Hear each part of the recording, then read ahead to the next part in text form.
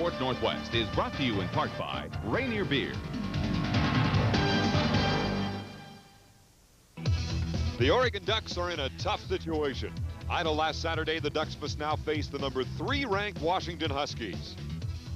After a season-ending injury to Danny O'Neil, head coach Rich Brooks continues to search for a starting quarterback.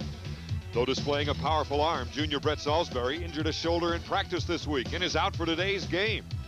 While the defense has played well at times, the 3-3 Ducks are trying to avoid possessing a losing record for the first time in 4 years. For the Huskies, their mission remains clear. After Cal gave them all they could handle, their goal is the Rose Bowl. Unheralded Jay Barry grabbed the spotlight after rushing for 143 yards and a touchdown against the Golden Bears. The Killer Bees, Barry and Bryant, will have open season on the Ducks today. The challenge for the Huskies is to stay unbeaten and run for the roses. The Ducks want to fly high today, and the Huskies want clear skies to Pasadena. It's all next on Prime Sports Northwest.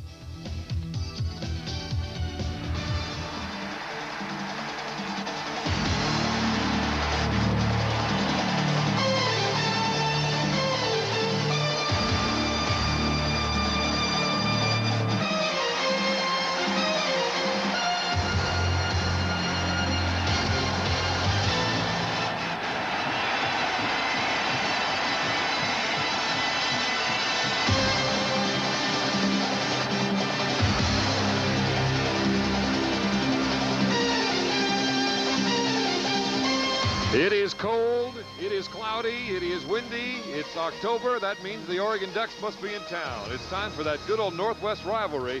The University of Oregon Ducks coming in to take on the 3rd-ranked undefeated Washington Huskies.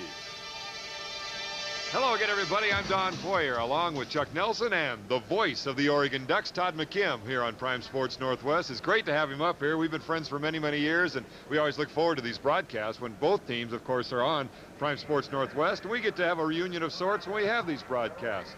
Now, normally, this is one of the greatest rivalries in the country, and usually you can say, throw out the records, it doesn't matter, but when you bring in the ingredients of injuries, guys, I think that's really decimated Oregon, hasn't it, Todd? Oregon has been decimated both psychologically and physically. When you look at the injuries, you're talking about starters. First of all, offensively, the Ducks are down to their 3rd-string quarterback, losing O'Neil and Salisbury.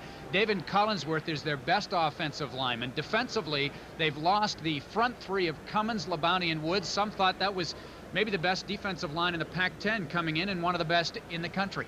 Now, as far as the quarterbacks, we thought Salisbury would play today. He gets injured. Now we're going to see another Musgrave. Doug. That's right. Doug Musgrave is the brother of Bill Musgrave, and if he has the same kind of success against the Huskies as did his brother, maybe Oregon has a chance this afternoon, but he has never started a college game, a transfer from Michigan. He's got his hands full this afternoon.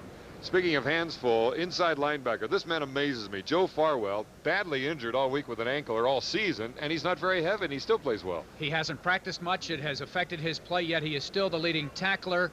And here's a guy that plays inside linebacker at about, and we are being generous, 200 pounds. And he's going against people 290, running backs 230, 240. It's amazing. He's an outstanding athlete. The Pac-10 standings, I think it's time to look at that. We're about midway through the season. It's no secret Washington's on top, of course. 3-0 as far as conference play, 6-0 overall. Then the rest of them, California, good shape. UCLA coming on, Arizona State, USC, and Chuck. And then, of course, Oregon now at 1-2 as they struggle with the injuries. Well, Washington, obviously, the big game last week against California, 2 unbeatens, 2 top 7 ranked teams. Washington with a big win there. But they've got 5 conference games left to go. Obviously, a rival game here with Oregon. Like you said, anything can happen. Usually Oregon in a tough situation here today. But when you talk about Washington, the last couple of years, you want to talk about the running game.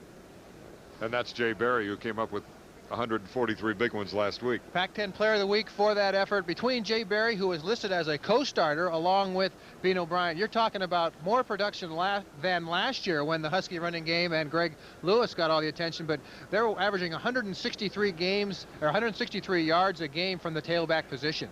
Jaime Fields defensively has played so well, it's kept Brett Collins out of the lineup, and Brett's a great linebacker. When you've got 2 guys at weak linebacker like Jaime Fields and Brett Collins, you got to feel good about that. Collins started the majority of the games last year when Jaime Fields was injured. Jaime Fields came back. Brett Collins gets injured this year, and Jaime Fields comes in and is making all sorts of plays. He's got all sorts of tackles for loss. He's got interceptions. He's got quarterback sacks. Yeah. He's causing fumbles, recovering fumbles. He's a very active player at the weak side linebacker position.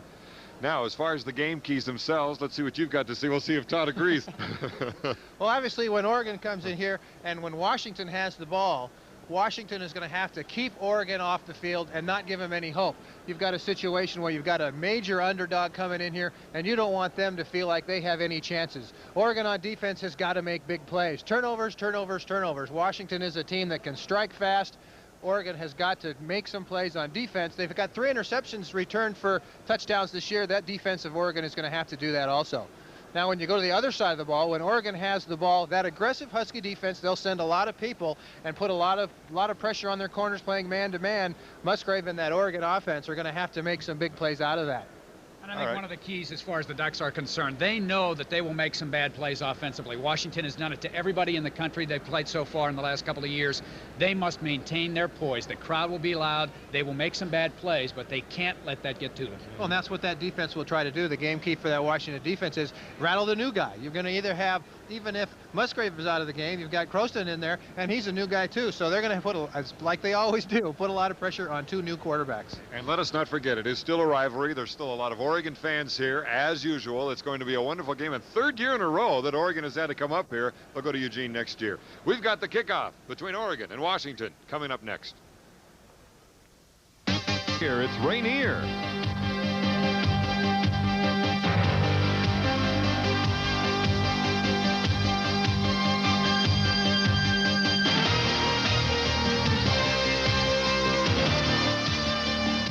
Along with Chuck Nelson, Todd McKim. And the weather today, as we said, gray, cold, windy as the Ducks take on the undefeated Washington Huskies.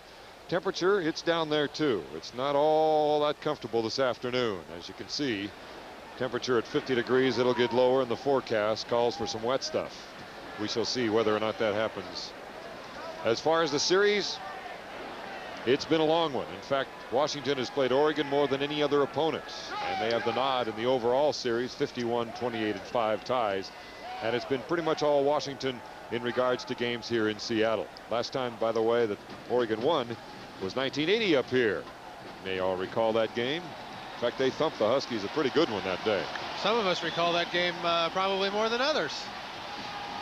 Teams back out onto the field already. As far as Oregon itself, Rich Brooks now passes Len Casanova with his game today. I think Todd McKim has called probably all of them. Please. Not all of them. Brooks, his career mark, as you see. And a good note to that is his last 8 years for Brooks is 47 and 39. So he has continued to build this program. As far as Washington, James is 13 and 3 against the Ducks, 11 and 3 against Rich Brooks and company. So, time to play football. Oregon won the toss. They deferred. Washington chose to receive. And so Tommy Thompson, who handles the kickoff chores, will boot it now for the Ducks, and we're underway. High short kick. Tommy Smith at the 18. Looks for the seam, trying to get outside, and is finally brought down at the 36-yard line.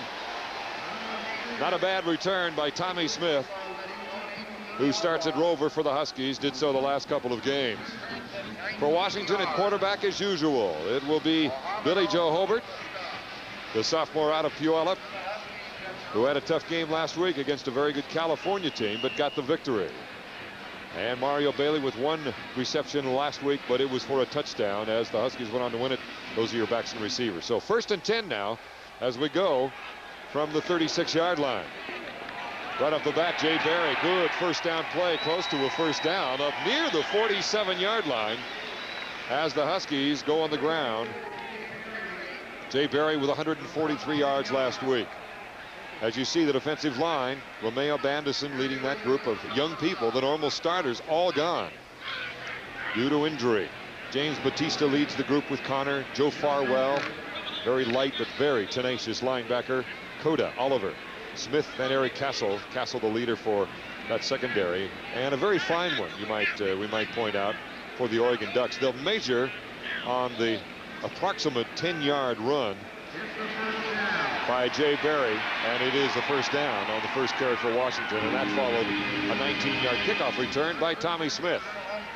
With the weather being as it is cold, it is windy, the running game will be very important. Washington probably would be content just to run the ball on every down if they can. Washington 11th in the nation, first in the Pac-10 in rushing. First and 10 from the 47-yard line. Again, Berry, not so much this time. As number 54, Gary Williams, gets in on the stop, a gain of 3 yards. See, almost 500 yards and 6 gains for Jay Berry, 77 yards a game. We said in our opening that tailback position generates a lot of yards, almost 1,200 yards between the top 3 tailbacks, Bryant, Berry, and Napoleon Kaufman. Ball right at midfield on 2nd down and 7. Wide receivers to both sides. Bailey to the right and McKay to the short side. Again to Berry. He's in trouble. Andy Connors almost gets him, and then finally Joe Farwell, along with a couple of other Ducks, make the kill, and no gain, maybe 6 inches at best. Andy Connor is a very good outside linebacker. In fact, he is got great size, 6'4", 240 pounds, was a decathlete in high school, and it might be tough to run on his side. They may like to try a little bit on Terrell Edwards, who weighs about 18 pounds less. 3rd down and long for the Dogs, 3rd and 7. No gain, ball right at midfield. 2 wide receivers to the left side, and McKay at the top of your screen. Billy Joe got room to run. He'll do it. Flag goes down. He has the distance for the first down, but let's see what the flag's all about. Right on the line of scrimmage on the far side of the field. Boy, I'll tell you, this is like a broken record from last week. A lot of penalties on the Dogs last week against California after the 11-yard gain. Motion on Washington. Not only have the Huskies this year shown a penchant for penalties at times, but those times have always been critical. It seems every time there's a motion penalty, it's a first down called back, it's a touchdown called back, or at least a big gain called back. As far as the leaders, you know all these names certainly. The Killer Bees, Bryant and Berry, the running, and Bailey, who has had a sensational season. 31 catches. Same formation. 2 left, 1 to the right. On 3rd and 12. Going across. Bailey. Very close. Oh, I don't know. We'll see if they give him the first down. Eric Castle makes the tackle. Made the hit right about where he needed to be. Let's see. Well, they'll call it a first down with the forward progress. Needed 13 and got it. Outstanding protection for Billy Joe Hobert. Wide open Mario Bailey. Almost makes a cardinal mistake here. When you've got 3rd and 12, make sure you get your first down. We'll try to get a big play later. Luckily enough, had the catch, had the first down. 1st and 10 on the Duck 41-yard line. Little play action. They send a linebacker. Better hurry. McKay with a reception. Sliding catch down at the 34-yard line of Oregon. Who'd they send that time? Was that Cota? That was a blitz by the strong safety Chad Cota, and he hurdled one tackler, but he could not get to Hobert before he released the football. You'll see on the right portion of the screen right there, Cota number 7, and then he almost got up in time to get Hobert. Nice block by Matt Jones, the fullback, to slow him down. And a good job by Orlando McKay to continue coming back to his quarterback. Got an audible now by Hobert. They gain 7. Oh, it's 2nd down and 3. Going with the toss sweep. Matt Jones leads the way. Jay Berry carries. Has the first down inside the 30-yard line. Farwell, Romeo Banderson, a couple of other Ducks on the play. Gain of 5 yards and the first down. You look at the outstanding personnel for Oregon. You look at the inside linebackers, Farwell and Batista leading in tackles. Ernest Jones didn't even make the trip. He's the leading sack man, and the top interceptor is Smith. On 1st and 10, more play action and the rollout. A lot of time back against the groove. Oh, Orlando McKay right in the breadbasket and can't hold on. Pass was low, but catchable. Problem last week for Washington in the Cal game. Billy Joe Hobert missing some wide open receivers. 4 big plays. That time the flow goes to the left. Billy Joe Hobert sets and throws back to Orlando McKay. You see everybody going from left to right on your screen. Hobert's going to throw it back here. Ball thrown out in front of Orlando McKay, and you're looking at at least a first down inside the 5-yard line. So it's 2nd down and 10 as Berry goes in motion. So they have 3 receivers to the left and 1 to the right. Here comes the blitz. Good defensive call. Trying to go to Mario Bailey on the blitz. Great call by defensive coordinator Denny Schuler. Well, it was maybe a great call, but his personnel didn't line up right. They put the man Berry in motion, and the Huskies had 2 receivers on the near side and only 1 Oregon defender.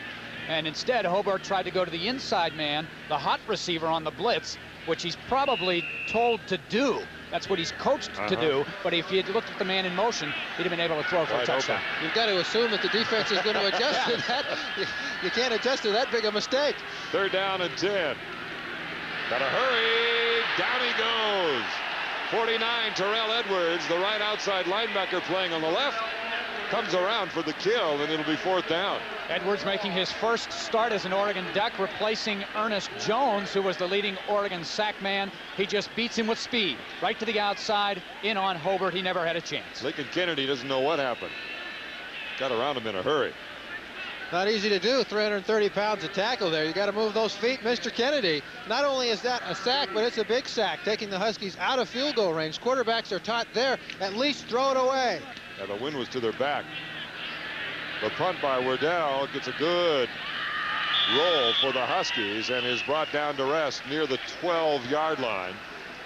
Darius Turner comes up with the ball. So Oregon's defense doing a great job, and Washington getting a little bit of their own medicine with the stunning gambling defense by the Ducks. Well, I think Oregon defensively believes their front 3 cannot put enough pressure on Hobart to make him throw the ball away or throw bad passes. They have to apply pressure, and you'll see on 3rd and long situations, they'll come with 5, 6, 7 people. They've got nothing to lose. Yeah, exactly. Yeah. It's interesting how the crowd gets more excited about the defense than the offense. And they like to disrupt the offense with the noise here in Husky Stadium, of course. Receivers 1 to each side. And they go to Sean Burwell on the first carry. Sean, an outstanding running back. He, too, been fighting the injury bug with the bad ankle. As we see the starting lineups. Burwell, who carried the last time. Juan Shedrick at fullback. The split end, Harris, Anthony Jones, and Jeff Thomason. Very good tight end. And the big folks up front. Might remember Steve Harden, folks up here in the Northwest, out of Snohomish. Redshirt freshman playing at the tackle. You knew I'd get a Snohomish plug in there, guys. 2nd down and 9. Anthony Jones to the right side. Long count by Doug Musgrave in his first start, going back to throw. His receiver stepped out of bounds as Ronnie Harris was going down against Walter Bailey for Washington. So already they're having Musgrave go back and see what he can find going upstairs. Defensively, Andy Mason with a good game against California. Also Tyrone Rogers, Steve Edmond, you know about him. Donald Jones, Jaime Fields, a sensational effort against the Bears. Hoffman and Fraley in the linebacker core. And then your secondary, as you see. It is 3rd down and 9 with 3 wide receivers to the right side. Musgrave going to throw again. Across the middle. Burwell. But good coverage on the part of number 54, Dave Hoffman, the inside linebacker for the Huskies. It'll be 4th down. Well, Oregon not trying to do anything too fancy. They do not want to turn the ball over at this spot on the field. A safe pass, and as a result, even if they have to punt, they just don't want to give the Huskies good field position. They'd like to make the Huskies drive as long as they can before scoring. Rich Brooks' punter is Tommy Thompson, who's averaging a little over 38 yards per, and Bino Bryant is back to receive. Bino getting higher in the Pac-10 rankings as the season goes along. Good punt. Nose just coming over on the spiral back to the 36-yard line. Bryant has to sit down on it after fumbling. No chance for a return. Huskies look less than inspired at this stage anyway. 45-yard boot. That might have been, well, looks like he had the wind possibly with him, but no return, which is even more important. Well, Tommy Thompson may be as valuable a weapon for Oregon today as anybody else. He was a second-team All-Pac-10 selection a year ago as a true freshman, and I would imagine he'll punt the ball a lot today, and if he can do a good job, that'll certainly help out the defense. His net average, averaging almost 39 yards gross, but his net average is almost 37, so he can hang it up and they can cover it. With Bailey wide to the right side and McKay to the left, it is 1st down and 10 from the 36 of Washington. 9:26 remaining in the first quarter. No score. Jay Berry trying to challenge the inside, and I think Romeo Bandison was one of the first there, number 97. Only 2 yards. Yeah, this is something. More yardage this year. Split it up amongst two guys. See, over 1,000 yards for the team of Bryant and Berry, and then you throw Napoleon Kaufman and his 152 yards in there as the number 3 guy, and you've got almost 1,200 yards from the tailback position in only 6 games. They're well ahead of the pace on the ground from last year. 2nd down and 8 now from the 38. Billy Joe going to the air. McKay, little inside slant going against Daryl Smith, number 20. Should be good for the 1st down, and it is. 10-yard gain. Orlando McKay has improved dramatically on this time of route from last year. You can see finding the seam, the ball thrown just inside the leaping Chad Cota and just in front of the defensive corner. Orlando McKay, a much better inside route receiver this year. 1st and 10, Berry. One man to beat, and that was Daryl Smith, and of course Eric Castle coming over to Phil. Nice run of 12 yards by Berry. Jay is picking it up from where he left off down in Berkeley. Much improved as the season has progressed. Starter the first few games. You know, he raised a good point about that, Chuck. Everybody's saying after the game last week, you've really improved. He says, I haven't improved, I'm just playing more. Yeah, and he said, you guys are the only ones who think I've improved. I think I've been good all along. 1st down and 10 from the Duck 40-yard line.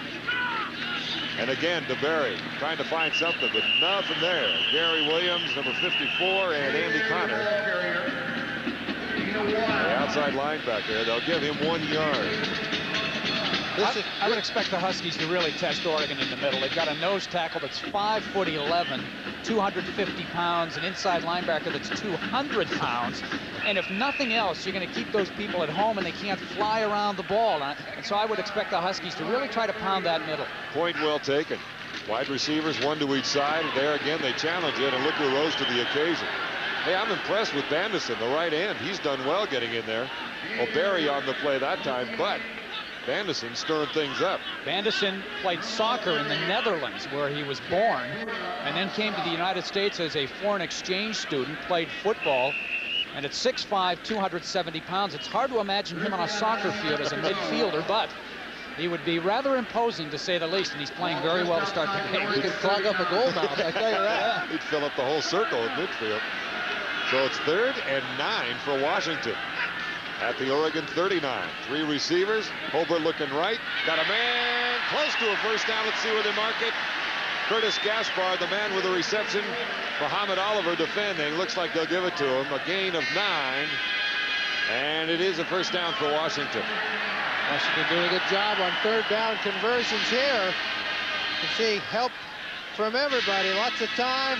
Well thrown ball to the outside of Curtis Gaspard. You see Muhammad Oliver inside. Billy Joe Hobart reading that play and throwing the ball outside where Gaspard is the only man to make a play. McKay and Bailey both to the left side this time. 1st and 10, just inside the 30 of Oregon. Little option, and the pitch to Berry. And nice coverage again by Joe Farwell, number 51. Picked up a couple yards, maybe 3. Farwell, yeah, he doesn't look. Yeah, I'll say 195, maybe 200. If he had a good pregame meal. But he has a nose for the football. Very active. Very active. In fact, Coach Brooks says, I think sometimes Joe is in the other team's huddle. He just seems to know where the ball is going. I'll tell you, brains is 75% of it. 2nd down and 7. Same formation. This time they go with Darius Turner getting the call at fullback. Short game. Farwell again in the bottom of the pile, number 51. Darius Turner improving this week from the number 3 fullback to the number 2 fullback. Was the starter all year last year in that Rose Bowl championship season. His back is healed up now, well enough where they've moved him up to number 2. He's been very effective with those cutback runs. 3rd down again for Washington. They've seen a lot of those today. 3rd and 4 with Bailey and McKay again to the left side. High formation in the backfield. Bailey. Oregon with a nice scheme as they sent number 45, James Batista, or he read it well. Washington working the heck out of that short side of the field. Well, this will be interesting. Are they going to kick with all the problems they've had with field goals, or will they go for it? It is 4th down and 2, and Chuck says, no question, they're going for it. Mark Bruner, the 2nd tight end, being sent into the game by Coach Don James. Not so much a condemnation of Travis Hansen in the kicking game, more a chance to establish that we are the dominant team in this game. 4th and 1, you can't stop us. Double tight end, 2 yards to go. Bailey wide to the left side. Again, the toss sweep. Bailey, or rather Berry, I don't know. We'll see. Let's see where they mark it.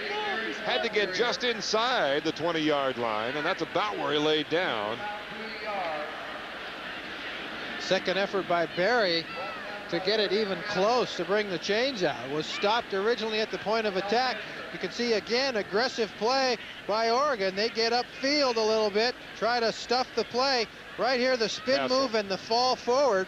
Eric Castle trying to put the wrap on as you see the measurement. Boy, if they make it, it's not by much. That had to be by less than from the stripe out to the point of the ball. Yeah, it's a first down, but I don't think Don James proved the point that he wanted to make. No. Oregon has to draw some sort of moral victory from the play. I like what I see Oregon doing defensively today. They're attacking. Well, again, they've got nothing to lose. Right. Size-wise, athlete-wise, this is a better team, but we're gonna mess them up before they can get started. And their problems haven't been defensively this year. Right. On 1st and 10, Dean O'Brien with a call, short yardage. That was the same formation as last play, with Bailey alone going man-to-man with Daryl Smith. Wide to the left. Excuse me, Don. The other thing this is doing, though, is it is wearing on that Oregon defense. They only have the 3 linemen up front, and nobody else has any experience at all as backups. So how long can Oregon hold up with this continual pounding of the running game, even though it might not culminate in a touchdown? Little tighter formation. Bailey, the only wide receiver on 2nd down and 8. Hobart still with it. Wants to go in the corner. Bailey! Touchdown, Washington! 10 touchdown receptions this year.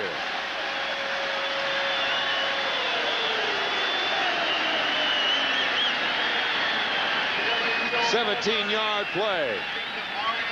Well, we just mentioned this matchup, and they went to it. The post corner route. You can see Daryl Smith gets turned around. Not exactly beat that badly, but Mario Bailey just makes a better adjustment on the ball here. In fact, it looked like Smith went for the interception as opposed to just trying to knock it down. Travis Hansen, 19 of 21 this year.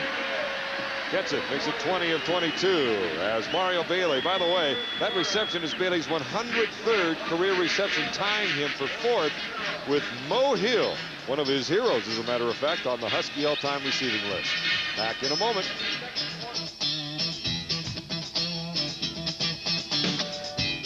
Feeling about this type of rivalry game, Washington and Oregon.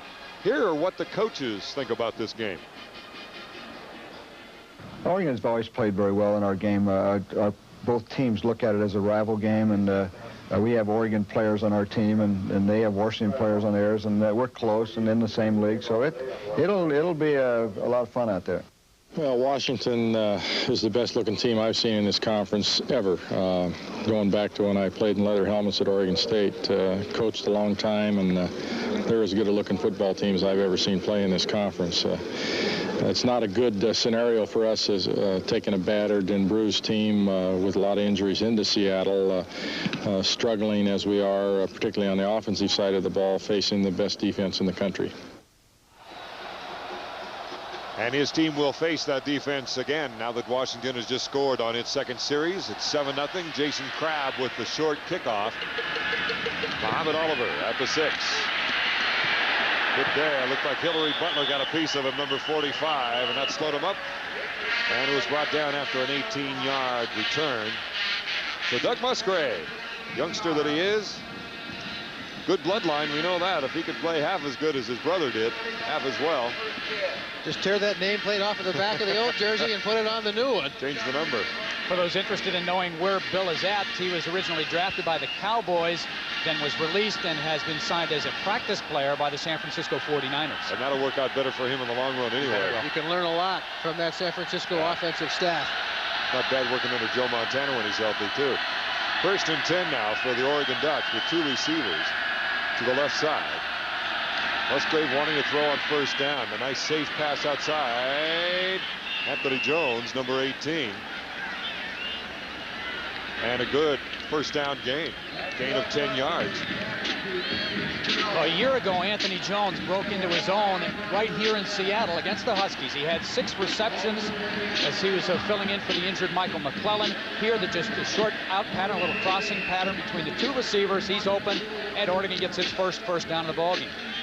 Anthony Jones, a junior from Cerritos, California. 20 receptions this year, and he's averaging over 12 per. 1st and 10 on the 34-yard line. 2 receivers right side. On the ground, Burwell, penetration, and purple jerseys all over the place. Looked like it might have been Empman, the first in there to grab from behind. Empman indeed the first to get to Burwell. But Andy Mason made the play. You've got 2 people pulling for Oregon. Andy Mason takes them both on. Watch the number 13 if we can see it. Watch the pile stack up. There's Andy Mason. That's what did it. Steve Empman, all he has to do is pick up the leftovers. Mason stood up Heath Howington. So it's 2nd down and 11. Yet another TFL tackle for loss for Washington. They need 11 yards. 3 receivers to the right. Musgrave has time. Anthony Jones. And a good gain as he runs right into Shane Palcoa.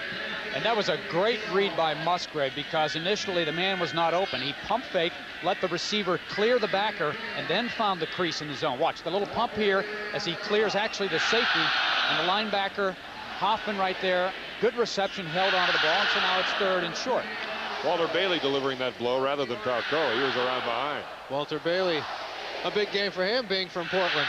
3rd down and a short 1. Jones to the right. That's it for receivers. And there's movement on the tackle. Left side might have been Matt Martin. This is a scenario that really plagued Oregon in the first 3 games of the year. And Chuck, you alluded to the fact the Huskies have had problems. It's not sometimes the distance of the penalty, but it's the timing of the penalty. Instead of 3rd and short, you feel you've got a decent chance. Right. It's now 3rd and long, 3rd and 6, and against Washington's defense, it's much more difficult to get 6 yards than 1. You see Rich Brooks pulls everybody off of the field. Here, get a look at the left side of your screen. Matt Martin, number 71, getting a little anxious there. So instead of 3rd and 1, you've got 3rd and 6. All the tight ends and fullbacks come off the field. All the little guys go back on. Trips to the right. 3rd down and 6, as Todd said. Whole different page on the playbook now. Burwell. Chico Fraley takes a shot and misses, but there are 2 more right there waiting for him. It's Dave Hoffman and Dana Hall and Shane Palcoa. The option, a tough play to run against Washington. They are so fast that by the time the play gets out to the corner, it looks like there's room, but those inside people can close so quickly. Yeah. You see Chico Fraley spins him around and then take your pick. That's about the best example I think I've seen of team speed for Washington, because that's a well-conceived play. It's not a bad idea because you have man coverage on all the receivers, and right. You hope nobody can get there in time, but great speed. Thompson back to punt again as Bean O'Brien waits back on his own 24. Flag down, ball is blocked. Dana Hall's the man who got a piece of it. Out of bounds it goes. Let's wait and see what the call is. Did Smith do it? I thought it might have been Dana Hall. Tommy Smith got a hand on it, but one of the reasons he might have been there was he may have lined up offside. A little early. The Huskies coming after Tommy Thompson very aggressively there. Well, Cal blocked a punt last week for a touchdown against Oregon, and the Huskies have been notorious in games against Oregon in particular, blocking punts, returning punts, so it's a critical phase of the game and could be one of the early big plays. The call does go against Washington, takes care of, turns that 3rd and 1 into 3rd and 6, back into 3rd and 1. 4th and 1. The 4th and 1, excuse me. Apparently it's against Oregon. No, they... Never mind. Interesting. All that for naught. Tommy Smith on the right side of your screen. Comes inside, Chad Cota.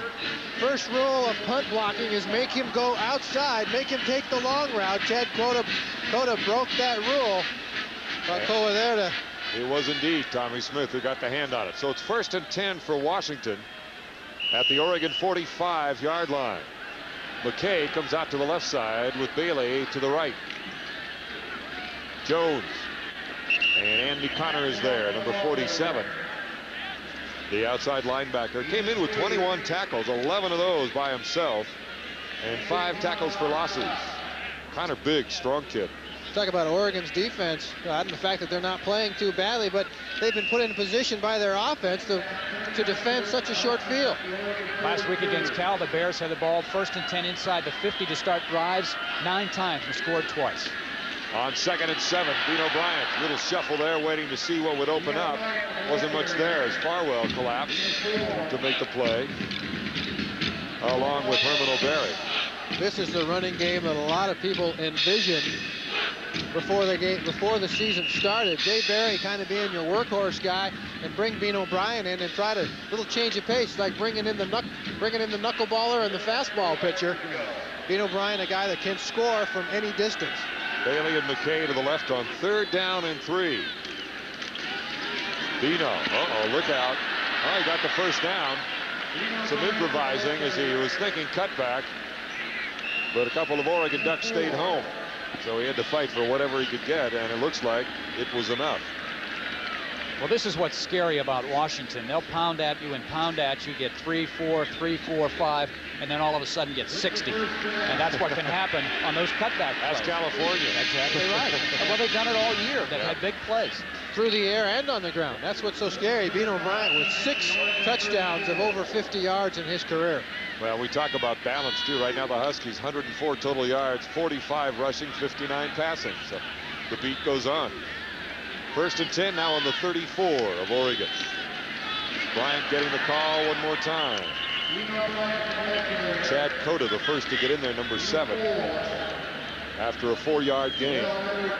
As that defense wears down, it's hard enough to play against an offense that's been on the field a long time. But when you start throwing fresh players in that are as ball carriers, it makes it even more difficult for that defense to keep up. And what this does is also set up play-action pass. Should be the last play of the quarter. 7 seconds remain. See if they get it off in time. 3 seconds.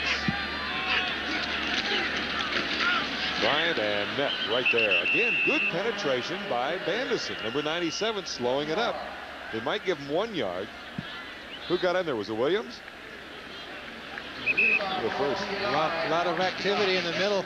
That's maligned Oregon defensive line. Malapei with the stop there. That's it for the first quarter. Washington comes up with 7 points. The Ducks holding on, playing some good football so far. We'll be back for the second quarter right after this.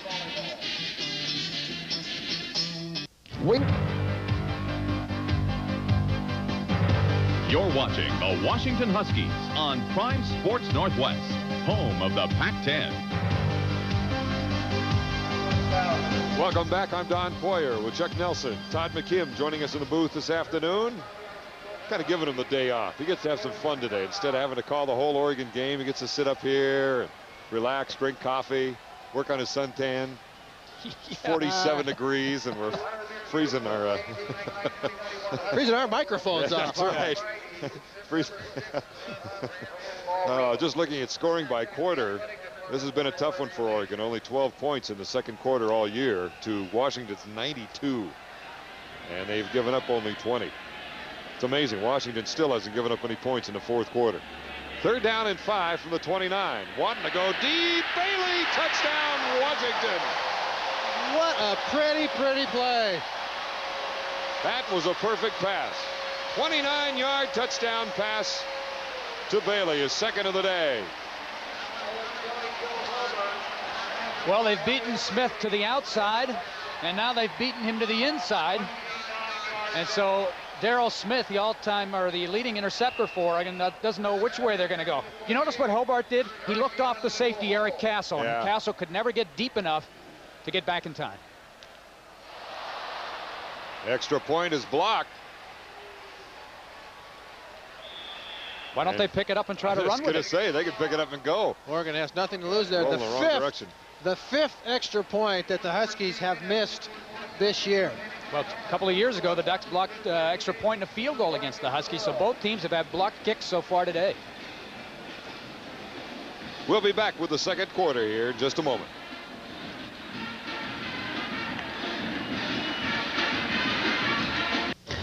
Pac-10 volleyball action on Prime Sports Northwest when ASU, Arizona State, takes on the Oregon Ducks this Monday, 4 o'clock on Prime Sports Northwest. We've got the Ducks at hand right now. They trail 13-0 after the extra point attempt was blocked by the Ducks, and they trail 13-zip. 14:54 remaining in the second quarter. Well, that's not going to do a lot for the confidence or lack thereof that Don James has in his kicking game, field goal PAT units. Todd, it's been driving him nuts all year. It's really been tough, and when you go 1 for 3 in field goal attempts against California, you're darn lucky to come out of there. The scoring drive set up by a blocked punt. The Huskies only had to go 45 yards to score. Block kick at both ends of that drive. 2 minutes and 4 seconds. 29 touchdown drives for the Huskies this year. 21 of them have been less than 2 minutes, so that's a long one for them. Oliver inside his 10, still rolling. And met by that Purple Rain as he's brought down after a 15-yard gain. Remember when you were a kid and used to go out in the backyard and play kill the guy with the ball? Get about 80 of your buddies jumping on the one pile. There it was on Muhammad Oliver. You know, I like Musgrave, though. He's not making any silly mistakes. He looks very poised for a guy with very, very little major college experience. You hate to say it, but he looks a lot like his brother. I was going to say the same thing. You can tell he's got the thinking ability that his brother had. Not a real strong-arm guy, but waits and throws the ball where it's supposed to be. First and 10 from the 20. A wide receiver to each side. They go to the backfield, and Burwell, who gets about 3, maybe 2 or 3, out there on the 22-yard line. Well, if Sean actually believed he could have gotten through that line untouched, he actually had a good chance for a big gain. Tommy Smith made a very good tackle there, but Burwell entered the hole with both hands on the ball and his head down like, well, who's going to hit me first? That's the psychological advantage that Washington has with their great defense.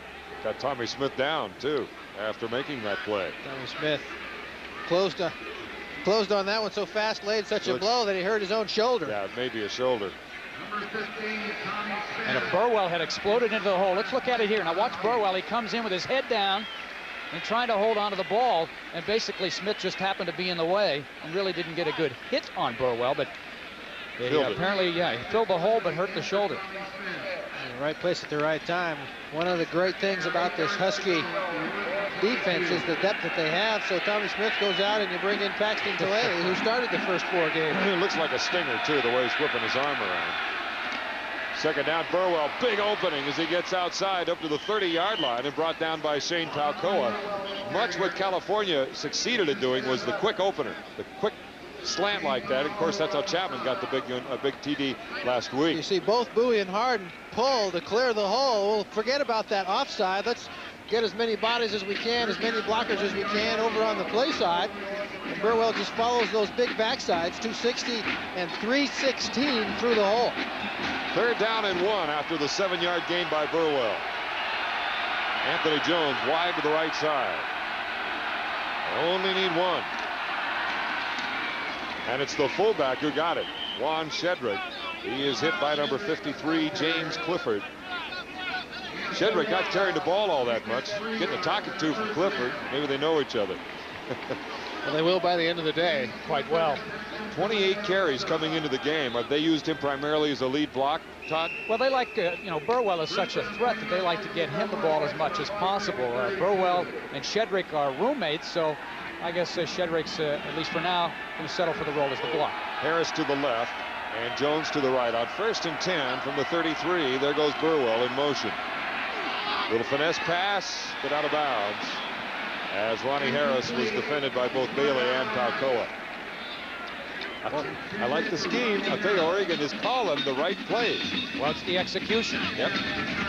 That's been the problem for Oregon the last several games. They just haven't been able to execute. And what the Oregon quarterbacks, unfortunately, have done is they've made bad plays, horrible plays in recent games, throwing the interceptions at the wrong time. That way, Musgrave, he throws the ball where only Harris is going to make the catch. That's right. There's going to be no interception. Rich Brooks said this week that one of the reasons that he got the start was he just wanted a guy that wasn't going to kill him. Wasn't going to kill me. I don't want big mistakes made. And we've got one down on the field right now. Flags down and motion everywhere. And it'll go against Oregon. Second down. So call it second down and 15 with 13:25 remaining in the second quarter. For what it's worth, it was 14-10 at the end of the first half last year. Washington on top, and then things fell apart. And the wheels came off for Oregon there in the their third quarter. first two possessions last year in the third quarter started in Washington territory, and they couldn't move the football. Second down and 15. They put Burwell out to the right side with two other wide receivers. And now Musgrave is in big-time trouble as Steve Emtman, number 90, is in there first. That's 5 sacks unofficially for Emtman this year. Look at that, the whole defensive unit back there with him. A loss of 4 yards, so it'll be third down and 19. A familiar sight, Steve Emtman in the opposition backfield. Looks like a quarterback draw here. Either that or Donald Jones just beat Musgrave back to his drop spot. Said, no sense wasting time going backwards. I'm going to tuck it and get what I can get, or lose as little as I can get in this case. So they call it third down and 18. 3 wide receivers to the right side. And they play it safe with Burwell right up the middle and nothing doing.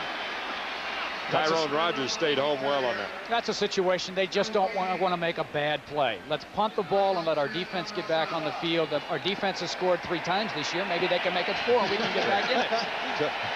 Get them how you can get them. It doesn't matter, does it? So Tommy Thompson back to punt again. This time, the wind is swirling. It's hard to call it. Maybe probably going into the wind as much as anything, with Bean O'Brien with the wind to his back. Thompson back on his own 10. Comes the feed, they block it again. Lewis Jones lands on top of it. Flag comes down late. Chico Fraley with the block punt. Tommy Thompson not getting a whole lot of help from those Oregon Ducks up front. You don't think the Huskies are going to keep coming? Why not? Now? They've already blocked 1 today. They saw 1 blocked against, now 2 today. They had 1 blocked last week. They're going to come after him all the time. We got a penalty against Washington assessed after the play. May have been a personal foul. Let's wait and get the official call. We got arms pointing everywhere here. Yeah, I don't know what that one is when you got 1 down the line of scrimmage and 1 at a team. Dead Here we go. ball, personal foul against Washington. First down and 25. Okay, so it was some sort of extracurricular activity after the play. After the play, you see Thompson snap a little high, but doesn't take too long. Chico Fraley takes it right in the breadbasket. Boy, these guys get excited then. Lewis Jones falls on the play. Everybody's starting to throw blocks, but the ball is on the ground. You saw the flash across your screen coming from left to right. That's where the flag is thrown. Don James happy with the block, not happy with the penalty. First and 25 back on the 34-yard line of Oregon. And again, the block came on Oregon's right side. And it's been blocked on that side all 3 times, last week and this week. So it's first and 10. Just check that. First and 25. Billy Joe wanting to go for all of it early. Nope, going to lay it off. Got it to Darius Turner. Turner inside the 30 and down to about the 27-yard line. Darius has only caught 1 ball all season, so that's his second. Had 1 catch for 11 yards earlier. This one good for 7 yards. So nice when you have good protection. Hobart has all day to look for a deep guy. Might as well get a big play if we can get it, but he's got enough time to recognize that the deep play isn't there and come off to your fullback just hanging around in the open area. Second down and 18. They have to get down to the 9 for a first down, so they got some work to do. Orlando McKay out of bounds. Incomplete. This is really one of the more interesting aspects of the game, and that is Keith Gilbertson, the offensive coordinator from Snohomish for Washington. The defensive coordinator, Denny Schuler, from Snohomish. They grew up together for Oregon. Okay, they're going against each other, so you've got 2 guys that are literally brothers going head-to-head right now. Well, and they were on the same staff at Utah State for 5 years, too, under Bruce Snyder. Yep. Really having a good day here in the first half. Third down and 18. 2 wide to the right, Gaspard and Bailey. McKay on the far side. Looking for McKay. Got him. Oh, incomplete. What a hit by Darrell Smith, number 20. He probably wishes it had been Bailey, since Bailey has burned him twice for touchdowns, and poor old Orlando McKay gets the brunt of Smith's frustrations. That's exactly right. Again, Hobart does a good job of looking away from the play and coming back. The ball is right on target. Just a good, solid hit. Helmet on the ball from Daryl Smith, and the ball comes out. Boom. It now will be a field goal attempt by Washington, a 44-yard attempt by Travis Hansen. Almost dead center. Long enough. It is good. Travis Hansen with a 44-yard field goal puts him 3 for 7 for the year, and his longest. The one he had made earlier, well, his longest was 43 yards against Nebraska. Huskies up by 16, and young Travis has to feel a whole lot better after that. And catch the best in college soccer action this Monday at 6 o'clock when the Portland Pilots take on the Oregon State Beavers. That's right here on Prime Sports Northwest. I'm Don Poyer along with Chuck Nelson, our good buddy Todd McKim from the Oregon Ducks down in Eugene Way, having a chance to spend a Saturday afternoon together here on Prime Sports. Home of the Huskies, the Ducks, the Beavers, and the Cougars. Jason Crabb. Good high kick, but short. From the 10, Burwell. Shane Palcoa closes in on him. It may not have been. It was 27 instead of Dante Robinson. So, 10:46 remaining in the second quarter. 1st and 10 from the 27-yard line of Oregon.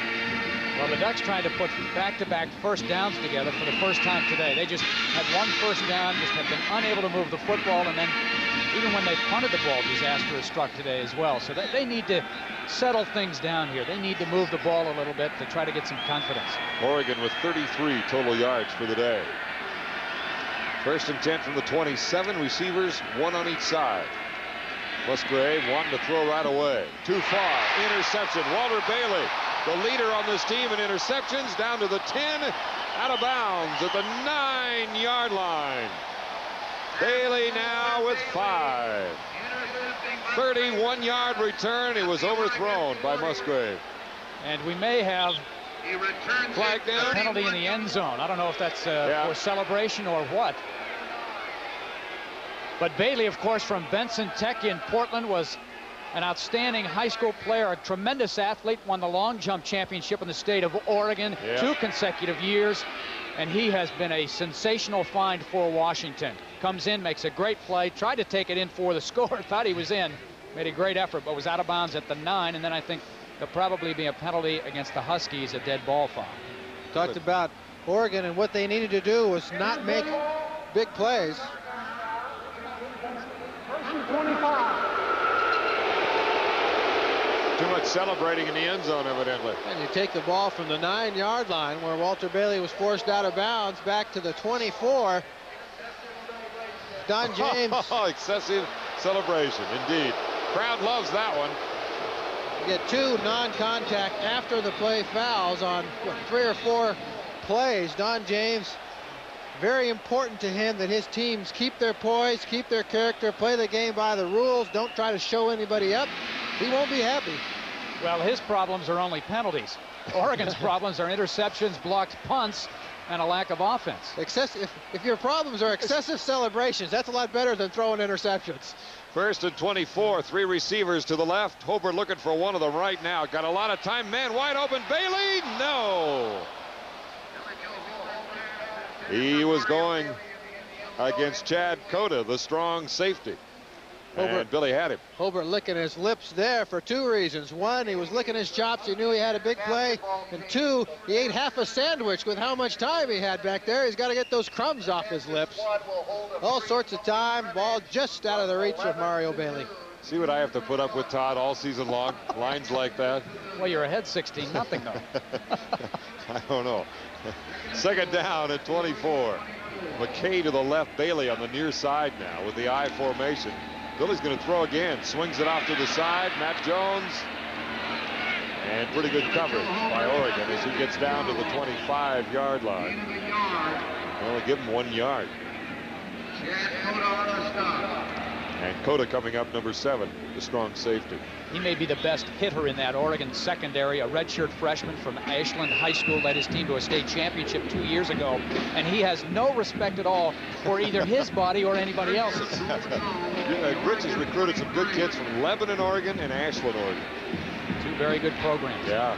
3rd down and 23. Not been all that good a drive so far for Washington following the interception. Across the middle, McKay open. Still wrestles his way down to, they're going to call it the 11-yard line. He gets 12 yards, so it'll be 4th down. Because it was really 1st and goal. Yeah, originally, I should have been saying 1st and 24 or 25.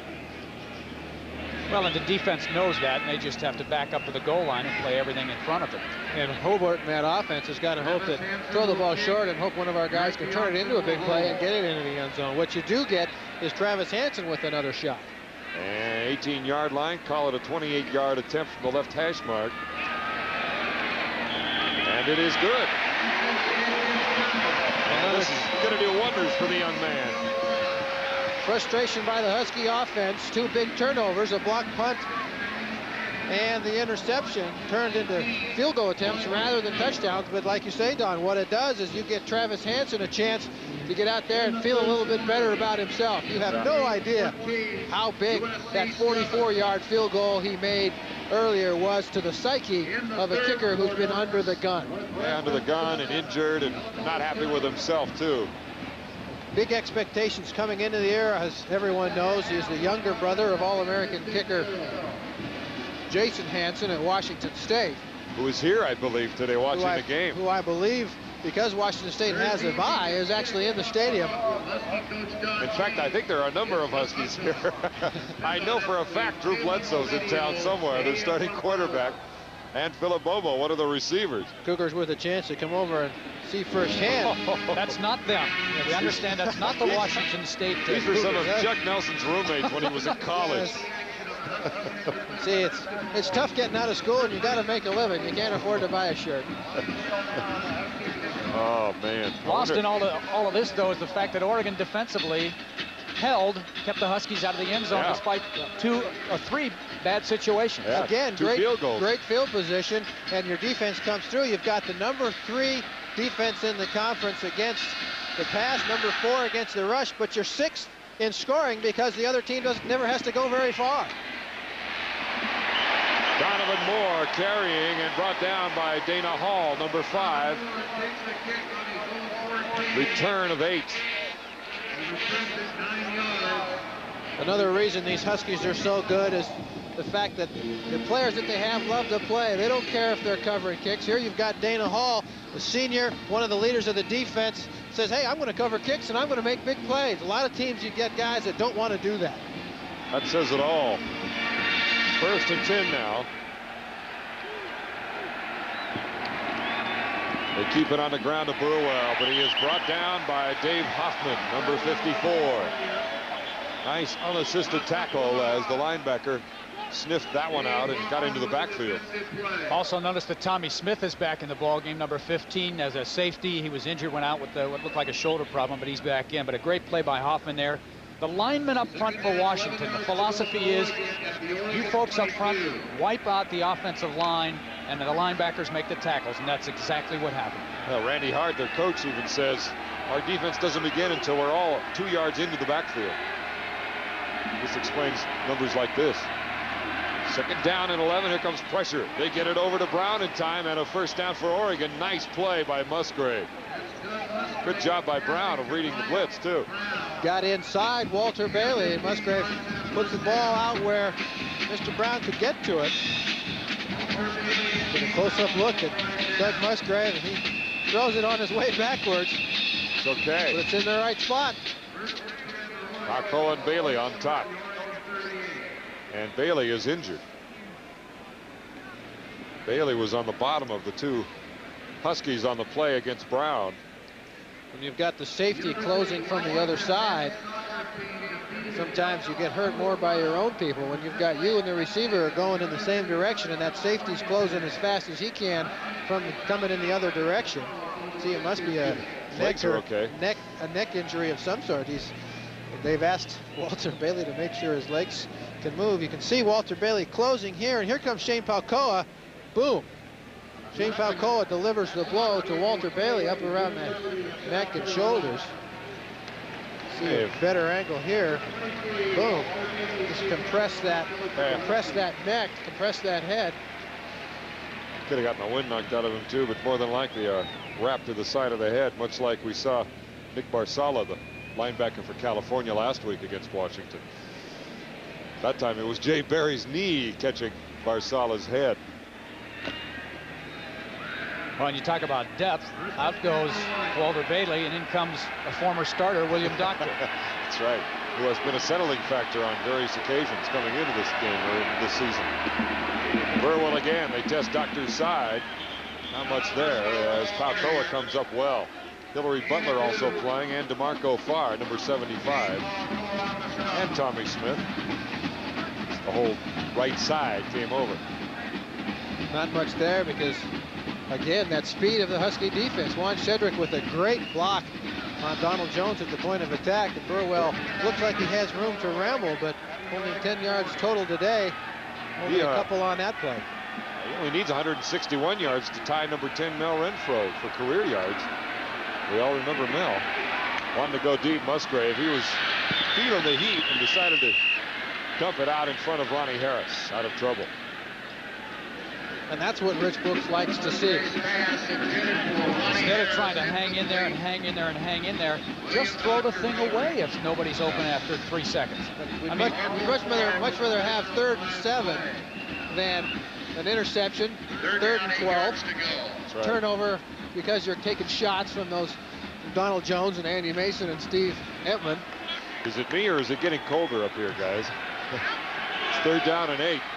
Not all that warm down there for Mr. Musgrave right now either. 7:17 remaining in the second quarter. 3 receivers right. We might have a Husky in there too soon as they try to go out to Harris on the right side. Boy, I could have sworn. Yeah, okay, flag did go down. Donald Jones getting a little excited there. Got those ears pinned back a little too tight. See, in track, he would be disqualified. He wouldn't be able to compete anymore because you only get 1 false start. But in football, you come back and you just get 5-yard penalty and you get another down. All you Oregon guys, they all want to talk about is track. Yeah, I tell you. Yeah. Yeah, that or Terrell Brandon when he was playing basketball. Now, you know, we're back to track. See Donald Jones at the top of your screen. Gets that head start on Todd Gettison. Can't do that. Nope. 3rd down and 3. So now you go back and look at that incompletion, and it's even a better move by Musgrave. 3rd and 3, 2 receivers right. Still going to throw, could get it himself. He got it. 1st down, Oregon. Nice play by Doug Musgrave. Reggie Reeser with the tackle. Got a lot of backup people in there defensively now for Washington. Brett Collins also in there playing for Jaime Fields at the outside linebacker spot. Talk about depth as starter, captain, 2nd team all Pac-10. But Todd, I can remember when these kids were all redshirt freshmen playing and getting, you know, their lunch handed to them as they learned on their way up. But it's paid off. The dividends are there. 1st and 10. Keeping it down there. Tommy Smith back there waiting for Burwell. Surprised there wasn't a piling on call, I'll tell you the truth. Tommy Smith, though, with great penetration, getting in there almost the same time the ball did. Loss of 6 yards. Defense is designed to cause disruption before anybody can think about how to react. You can see Tommy Smith just busts it, gets inside Brandon Jumper before the block can be made. 5-yard loss officially. Makes it tough for those running backs to set up a move when all they can do is get the ball and go down. Musgrave looks at 2nd and 15 on his own 45. Got a man open, but behind, well behind Brian Brown, number 80. That play in trouble from the get-go. Oregon trying to set up a pick play on the outside, and between the Washington defenders and the Oregon receivers, just a big pile up about 5 yards downfield. Musgrave again, though, threw it someplace where nobody was going to get it. At least it's not a loss. You talk about this Washington defense. And one of your main goals, as Rich Brooks says, is we're not so much worried about gaining yards as we are even getting back to the line of scrimmage. An incomplete pass, at least it gets you back to the line of scrimmage. Well, on first down, they force a 5-yard loss, and you're in a long situation again. 3rd down and 15. Huskies this year only giving up 3rd down conversions at a 29% clip. 3rd and 15, trips to the right side. Here comes the pressure. Laying it off to Donovan Moore, and net right there. Dana Hall, number 5, after the heat by Collins and Fields, the 2 outside LBs. And a play that could have worked if not for Smith's speed and anticipation. He got through and around the blockers. Watch the blockers set up to the left side of the screen. And Heath, nice right through there before Heath Howington can put a hand on him. And that disrupted the entire play. Moore never had a chance. That is a textbook tackle, too. Back to punt is Thompson. And this has been an adventure today. See some smoke coming out of those Husky helmets as they line up to rush the Duck punt team. This time he gets it away. It's a good one. Bryant takes it back on his own 11-yard line and called the fair catch. So Thompson, a deep sigh, got it away, and it was a good punt of 42 yards and no return. 5:10 remaining here in the first half, and the Huskies lead it 19-zip.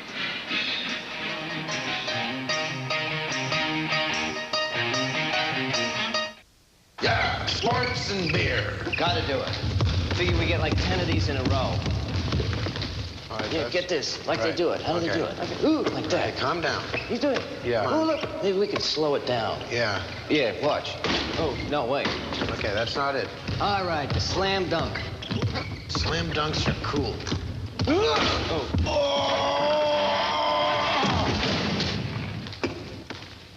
Pretty cool, huh?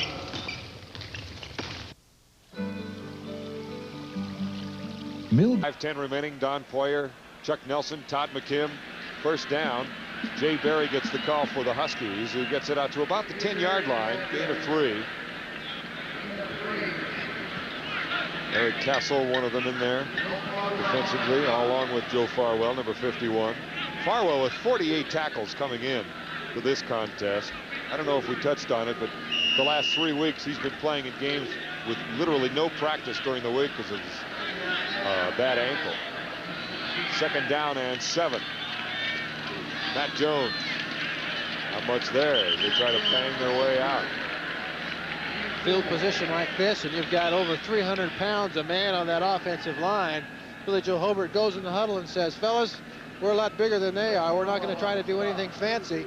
You knock your guys down, we'll just tuck our helmets up there under your shirts and up in the shoulder pads and follow you forward. Let's get some room to operate. A lot different philosophy than when they had the ball in Oregon territory. Even though they were faced with 1st and 25 or so, they had to throw the ball in. That's the day so far. The work of these gentlemen now on 3rd down and 2. First down, Berry to keep it going all the way out to the 35-yard line. Cota had a shot at him, number 7, and is finally brought down after he picks up 15. 3 consecutive running plays to get the ball out of their own end. See some backups in there on the offensive line, but it makes no difference. Andy Peterson pulls on the play. Jay Berry has first down yardage before he even has to elude Castle. Able to come up with a little bit more. Berry now with 58 yards. That's what he had last week. And he's doing well now. 1st and 10, ball on the 35. Everybody spread out across the field, and kabang on Mario Bailey. Wow, Eric Castle with a riveting hit right at where Bailey needed to get for the first down. We'll see. Crowd giving him a hand after he gets up from that crunching hit. You see Mario Bailey goes around Andy Connor, just settles in the area between the linebacker Connor and in front of Eric Castle, the safety.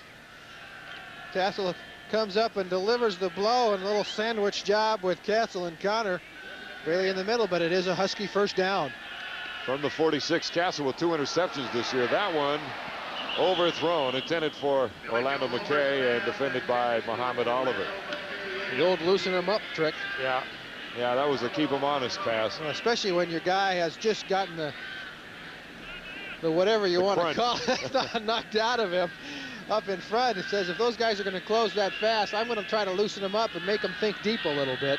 Mario Bailey will come back to the huddle and say thank you. How is Don James going to convince Mario Bailey to go across the middle, though, as a decoy again so they can go deep? Well, 2 years ago, Mario Bailey wouldn't have made that catch. That's exactly right. That's how much he's improved. He's making the tough catches, and he's got a lot more courage. Second down and 10. McKay to the near side with Bailey and Gaspard to the left. Going to McKay for the little quick opener to midfield, right at the 50. They still need 5 more yards for the first down. Clock ticking away, 3:06 here in the first half. Washington leading 19-0. Good to have you with us here on Prime Sports Northwest. What if they'll run us both nights, Sunday night and Monday night both? Residuals? Yeah. They will. Michael Odino, our producer-director, just confirmed that. That last play, a direct result of the previous play. Orlando McKay goes deep, so we got him thinking deep. Let's hit it right in front. Take our 5. And it's 3rd down and 5. 1-on-1. McKay against Oliver. Looks like Oliver won. Interception for Muhammad Oliver, number 11. That's his first of the year. Great play by the left corner, the senior. Man-to-man coverage, and Oliver was the man. Billy Joe Hobart saw it was man-to-man and checked off to this play. The ball just underthrown. If you're going to throw this route, you've got to throw it out where Orlando McKay and his speed can make the play. The defender has got to think about the ball. He's got to get out of his break. Orlando McKay tries to make a play, but Muhammad Oliver has inside position on an underthrown pass for that route. Billy did not do exactly what Musgrave did. Keep it on the outside shoulder. That's right.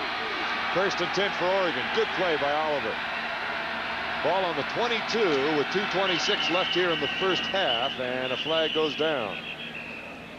Looks like some motion on the folks in white jerseys. Looked like John Tattersall, Oregon's left offensive guard, in his haste to get into a tackler, got off the line a little bit too quick. So they'll have to back it up. Ball start on the offense. So the timer put 3 seconds back on the clock. 3 seconds. 3 seconds back up on the wall as Rich Brooks, in his 15th year, he came into the conference same time Terry Donahue did. They both came in 2 years after Don James did, which made Don James, well, he was in the league maybe 3 years, and they called him the dean of the Pac-10 coaches because everybody'd left. Has the respect of just about everybody around the country. Yes. Always mentioned, and one of those coaches that could get the most out of his talent. Well, they're always competitive. And whenever there's a big opening somewhere, they're saying, well, what about Rich Brooks? What about Rich Brooks? What about him, Todd? Is he happy where he's at? Is it he's very happy. His family is happy. He's got a good situation in Oregon in that the expectations until this year haven't been that high, but he's real competitive. He'd like to have this football team a little bit better. 1st and 15, and of course the injuries decimated this team this year. It's hard to coach against injuries, real hard. Good pressure by Steve Hempman on the pass that's incomplete, intended for Brian Brown, and covered by Dana Hall. But they've got new facilities now. I mean, Autzen Stadium is a wonderful place for football. That's not the new facility. The administration, yeah, that is wonderful. Out adjacent to the stadium. Big, huge weight room. I think it's maybe the 2nd largest weight room in the country. Nebraska might be the biggest one. Musgrave has done so many things that are not going to show up in the stat sheet that I think have pleased Rich Brooks today. He showed poise. When he's made a bad play, it's been a bad play that the Huskies couldn't capitalize on. He's made good decisions. 2nd down and 15. Musgrave has 3 receivers to the right side, keeps it on the ground. And Burwell doesn't get much. Tanaka Smith, number 55, one of the folks on top of him after a 2-yard gain. So it'll be 3rd and very long with 2:11 remaining in the first half. Keep in mind, coin toss was won by Oregon, so, and they deferred, so they'll have their choice to do whatever starting the 3rd quarter. At this point, they won't elect to punt. I guarantee you that. Well, I'm just thinking about the wind, too, but they're going to want the ball. With under 2 minutes to go in the half, too, they'd be perfectly content. They don't care whether they get outside the 20. Just hang on to it for the rest of the half. 3rd down and 12. Draw to Burwell. Boom. Steve Entman swatting at him like flies. Entman is so big and so strong. An incredible player. Got a timeout called by Washington with 1:31 remaining. Watch number 90 come in from the left of your screen. Just throws him down. So much mayhem being caused up front. You've got crossing patterns and the loopers and tackles, and everybody's going different directions. And how many you come guys out of that pile, and all of a sudden you got 300 pounds of number 90. But this man was almost on his knees, and he still threw Burwell down. And Burwell is not exactly chopped liver at 190 pounds. My goodness. Well, the Oregon coaches said this week, in particular offensive line coach Neil Zimbukas, that if a defensive lineman should ever win the Heisman Trophy, Steve Entman's the guy. He's that good. He's the best football player in the country in a year in which there aren't that many outstanding offensive players. I would concur. I agree. The only defensive player continually mentioned in USA Today, as for one publication, as a potential Heisman candidate. 4th down. Thompson back to punch, and he's back on his 8-yard line. Look out for the pressure. Dean O'Brien, midfield. Ooh, Shane Palcoa getting dangerously close.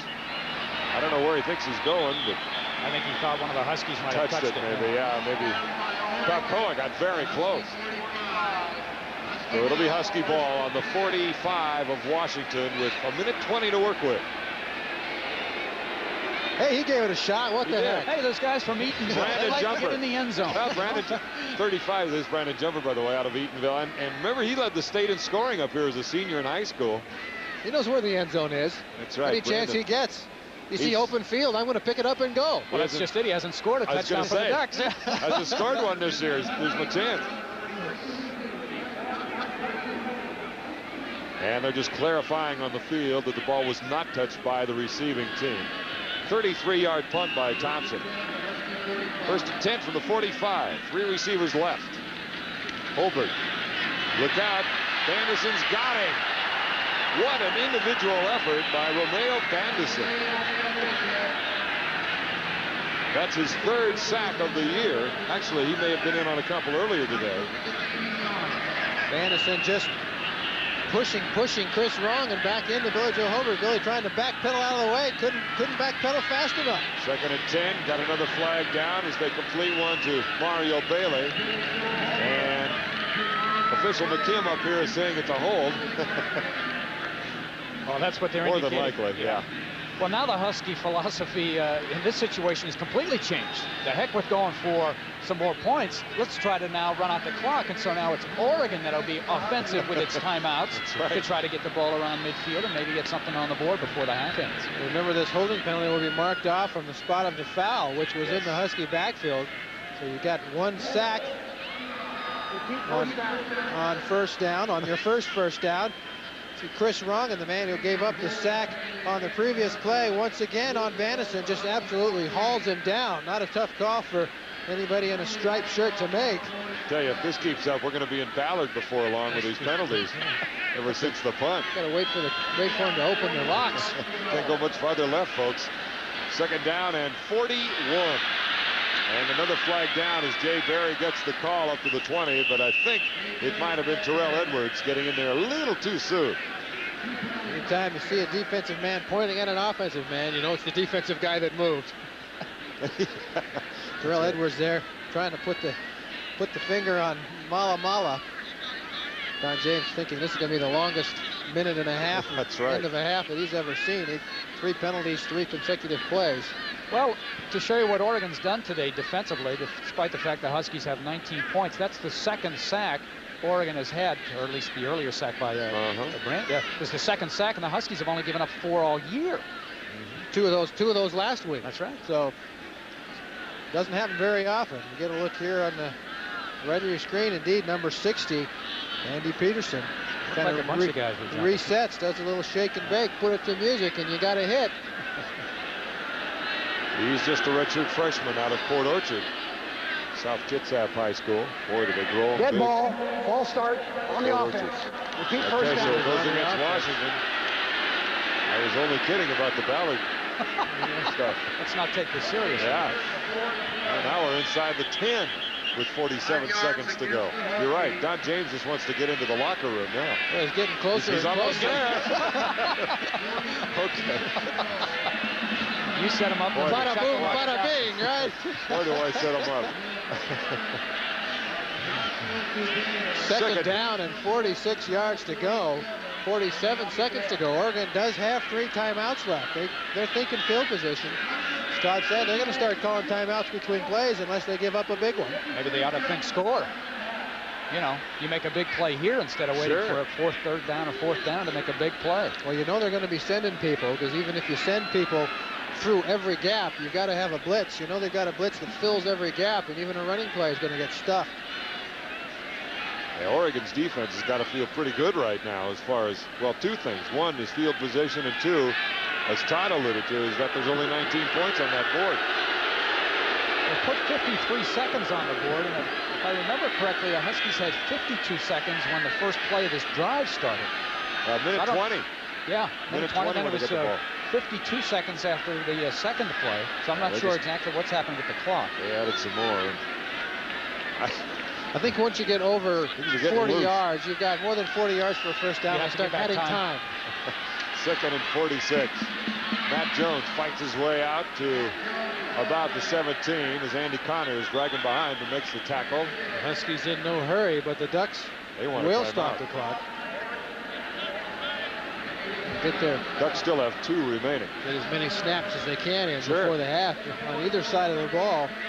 They try to get the ball back, or hey guys, Washington makes a mistake. It's 3rd down, and the Huskies need to get to the Oregon 45 for a first down. If the wind is at their back. When they're at their own 15. That's no wind at all right now. Isn't that strange? Yeah. Don James, 17th year, is 11-3 against Rich Brooks. Some of the games from this series. Yeah, this is the last 5 years. Home team winning on every occasion. Yeah, they've split the last 4. And this series, where it may not be the yelling type of intense series like a Washington State, it is, though, one of the most physical series or rivalries I've ever seen. You ever want to see some incredible hitting, and this goes back into the 50s and 60s, Washington against Oregon. Never failed. We've seen a couple people go down for the Huskies today, something we haven't seen very often. After the gain, it's 3rd down and 39. Berry. And Cote is there along with Anderson again. My goodness. What a play. And another timeout by Oregon, of course. 38 seconds remaining. First half. Brooks and Douglas, and the Ducks down 19-zip. Well, now the Ducks maybe can go for a blocked punt in this situation. They blocked one against Utah in the 4th quarter. Doug Douglas made the block, and it gave Oregon an opportunity to potentially win that game against Utah. They did not. But where the ball is placed right now, the Huskies will be punting inside their own 15-yard line when the ball is actually hit. So you've got a choice. Do you try for a long return with Brian Brown? The Ducks have not had a long return this year. Their longest is only 15 yards. Or do you try to go for the block? And, of course, you take the chance that maybe you're off the punter and you give up a first down and not give yourself any chance with the football. Setting it up for you. 38 seconds remaining. John Wardell, back to punt. And he will be on his 12. John punted very well against California. Has all year, averaging 44.5 yards per punt, filling in for, or taking over for Bridgeover, beating out. Brian Brown back to receive on his 35. Let's see, we got 10 people for Oregon coming on the rush. Wobbly punch. Brown stays in bounds at the 40. Gets up to his 46-yard line. And there are 29 ticks on the old clock remaining here in the 2nd quarter. Good job by Brian Brown there. Just get the ball and get what you can get. Don't try to do anything fancy. And you don't have to get out of bounds because the clock is going to stop on the change of possession anyway. So might as well take it and get as much as you can. He got 8 yards on the 38-yard punt. Netted out at 30. 29 seconds. So 3 receivers come out to the left side for Musgrave. They're on their 46. Let's see what the Ducks can come up with. Wants to go to the other side as Jones. Good. down to the Husky 38-yard line, just inside the 38, and it's a first down. Good scheme by the Oregon offense there. Jones one-on-one with Chico Fraley, a linebacker, wide receiver on a linebacker. The red zone, meaning they have not allowed anyone to run a play from scrimmage inside their own 20-yard line. Now, Cal scored last week, but they didn't run anything from inside the Husky 20. Closest they got was the 22, 23-yard line. First and 10 from the 38. Same formation as Burwell to the right side. They go to Thomas in the tight end, and Dave Hoffman knocks it away. Thomason with his third pass deflection this year.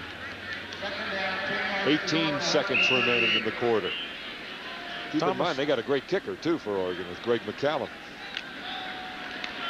They could get some points on the board. The Huskies have only given up 3 points at home all year. In this quarter? No, in 3 full games at home. Oh, yeah, exactly. Second down. And they need 10. Option, Burwell. Fumble! Dana Hall's got it.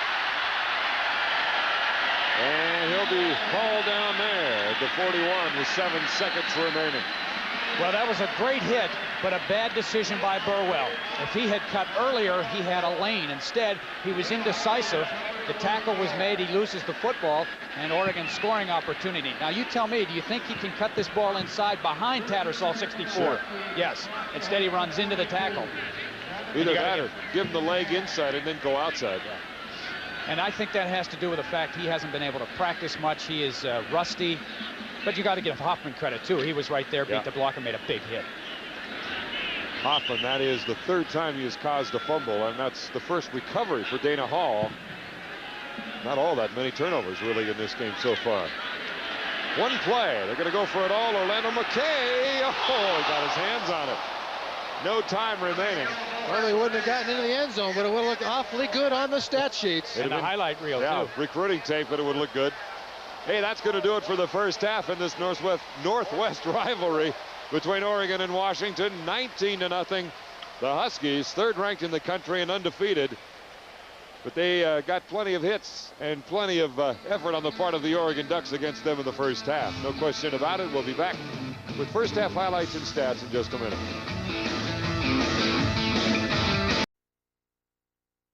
For the third-ranked Washington Huskies over their cousins to the south, the Oregon Ducks, in this typical Northwest rivalry game. Don Poyer, Chuck Nelson, Todd McKim, and it's been an interesting first half. I've enjoyed it, tell you the truth, guys. It could have been a lot worse. It could have been Oregon, I think, is playing a very, I want to say classy, heady first half, in the fact that it could be a lot worse in terms of scoring and just simple mistakes made by Oregon. Well, the Huskies broke out quickly with 2 scoring passes from Hobart to Bailey, and that set the tone for the day. And then Oregon's special teams broke down twice. The Huskies blocked 2 punts, resulted in 2 field goals for Washington. Oregon offensively hasn't been able to move the ball with any consistency, and so it's kind of gone according to form so far. Yeah, the injuries are really telling as far as Oregon, Chuck. Well, that Oregon defense, though, which is one of the areas that they've had a lot of injuries, the defensive line specifically, has played pretty well. Washington has had 3 drives in the first half that resulted in negative yardage. So the defense, even though they're not getting very good field position, they've been playing well with what they've had. Good scheme by Denny Schuler from Snohomish. Isn't that a surprise? Yeah. One of the best around. Let's look at the highlights now. It's really the Mario Bailey show in the first half. 2 touchdown passes. This was the first one on man-to-man coverage against Darrell Smith. Once again, Billy Joe Hobart just throws the ball out where Mario Bailey can make a play, and he's just turned into an incredible athlete, a big play receiver for Washington. That's his 10th career touchdown. That tied him for the school record in a single season.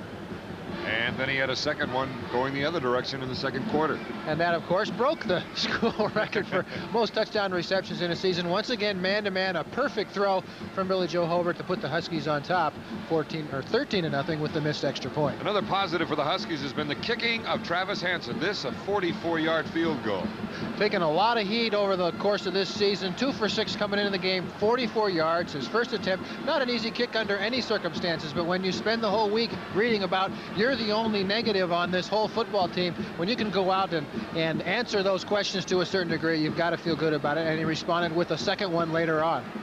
Let's look statistically now at the first 2 quarters of play. And total yards, Washington with 196 to 75 for the Ducks. Turnovers, a couple, as Todd alluded to earlier. Penalties on Washington, 2 of those coming after play. One, excessive celebration, they called it, in the end zone after the interception by Walter Bailey. And another one, just a personal foul on another takeaway. You're right. You agree. Okay. Really pretty much as planned, as we thought. The 196 to 75 especially. 18 rushing yards for Oregon, and the beat goes on for that Washington defense for sure. But only 72 yards rushing for Washington. So again, that Oregon defense holding the Washington rushing game well in check. Okay.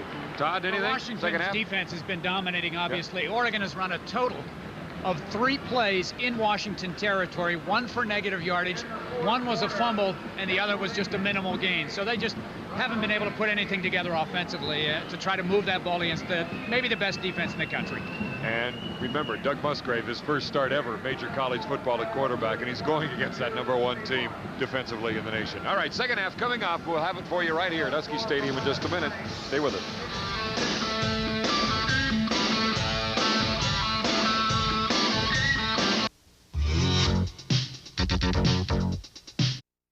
Don Poyer, Chuck Nelson, Todd McKim. And Oregon, as expected, chose to receive here in the 3rd quarter after deferring on the coin toss at the beginning of the game. Some of the Oregon cheerleaders made it up for the game. A lot of Oregon fans in the closed end of the field. Krabs boot, another high one. From inside the 10. And a flag goes down back on the 20. After the carry by Burwell. Things picking up right where they left off. Yellow hankies all over the field. Tripped up by Walter Bailey. And we've got a hold on the return team for Oregon. The Oregon possession so far. 2 block punts. Those turning into points. The interception. You can see the starting point of those drives too. Their own 13, their own 23. Only 1 drive starting outside their own 27-yard line, and even that one was still in their own end. And word has it, yes indeed, there he is.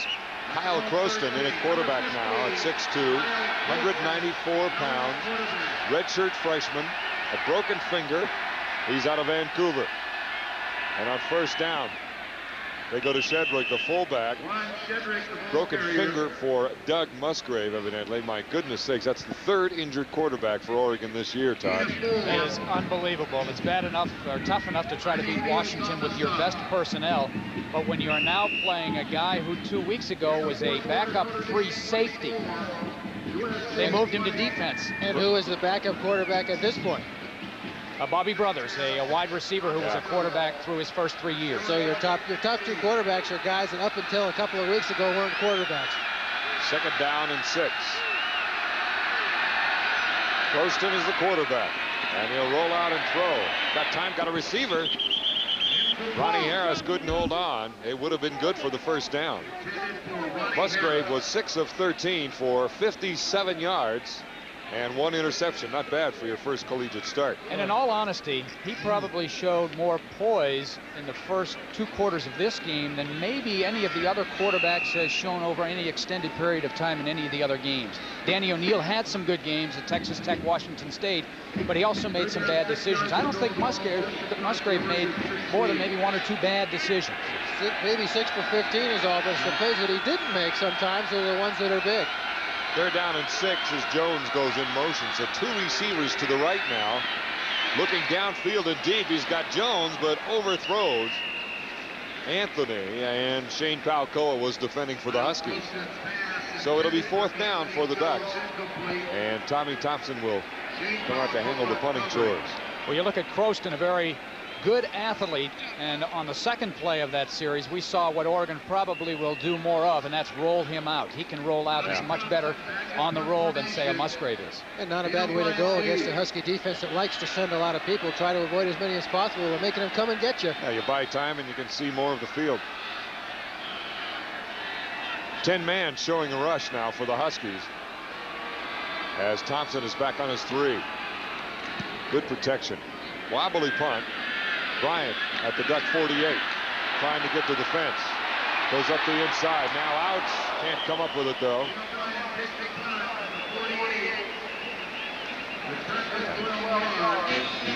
A return of 12 as Willie Tate, a backup tight end, made the tackle. Contrast these starting points from Washington possessions with the graphic we saw previously of the Oregon possessions. Last 5 possessions starting in Oregon territory, well inside Oregon territory. Good job. Look at the results by the Oregon defense. No touchdowns of any drive starting in the Oregon end of the field. 4 out of 8 drives they scored. 10 yards from the previous spot. First down. The beat goes on. Goodness sakes, another penalty. This on time, the defensive unit, that being Washington. And the holding penalty took place before the ball was punted, so it is a first down for Oregon. The Husky defense comes back on the field. The Oregon offense goes back on the field. Once again, it's not just the penalties themselves, but it's the timing of the penalties. Well, okay, the penalty, they call it on the defensive team, so it was enough yardage for the first down. If the holding penalty takes place before the ball is punted, they're still on defense. Then you're still considered a defensive penalty. And possession had not changed yet. So it's 1st and 10 for Oregon. Take them any way you can get them. Ball on the 27. Burwell. Little off tackle play. Jaime Fields, one of the first to get him and slow him down anyway. Not until Burwell picked up 4 yards. Burwell coming in averaged 104 yards a game in 4 games, but he's averaging 4.5 yards per carry. And he's only a sophomore, technically. Today, he has 16 of Oregon's total of 26 yards rushing. So it's 2nd down and 6. 2 receivers sent to the right side. Huskies, look at that. They got 9 people up on the line. Croston still with it. Pressure. Got a man. Ronnie Harris. Tip. Intercepted by Palcoa after the tip by Dana Hall. Palcoa trying to make a nifty move. Gets around Jones. Gets another block. Down to the 31-yard line before he is brought down by Heath Howington. Palcoa's 2nd interception of the year and a 32-yard return. Athleticism.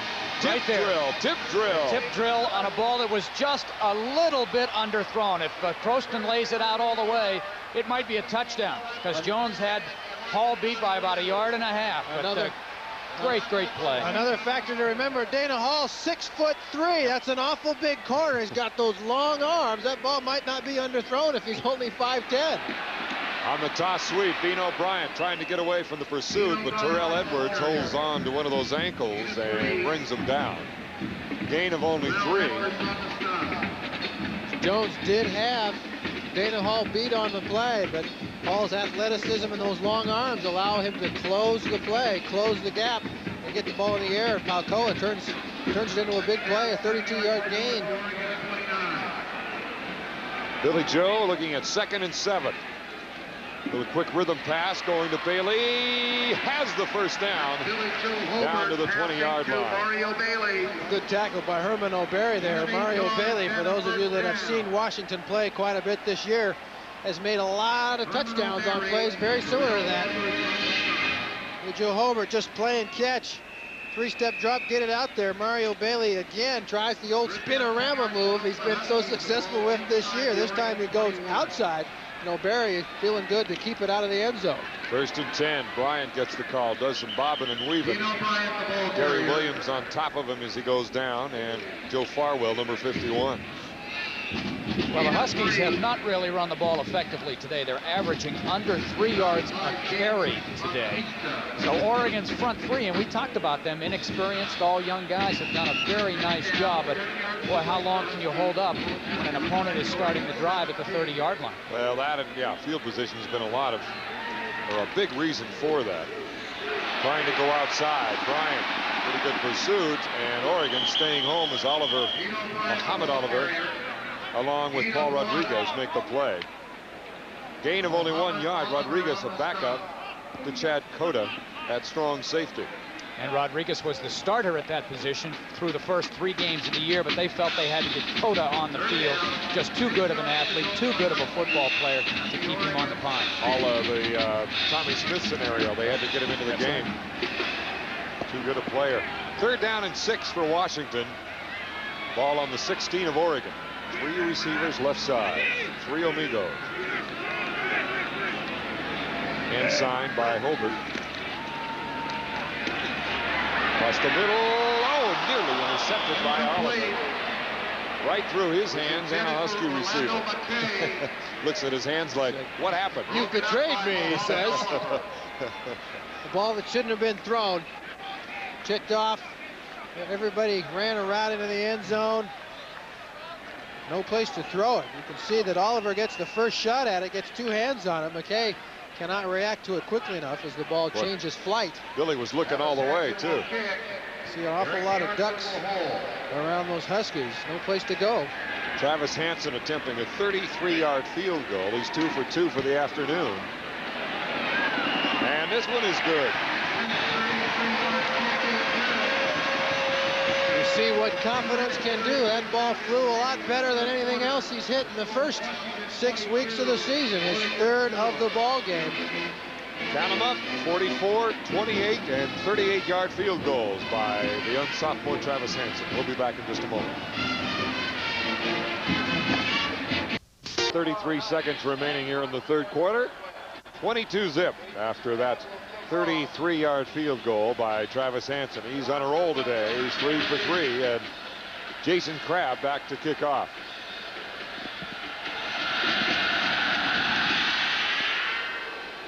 Burwell, and just goes out of bounds inside the 5.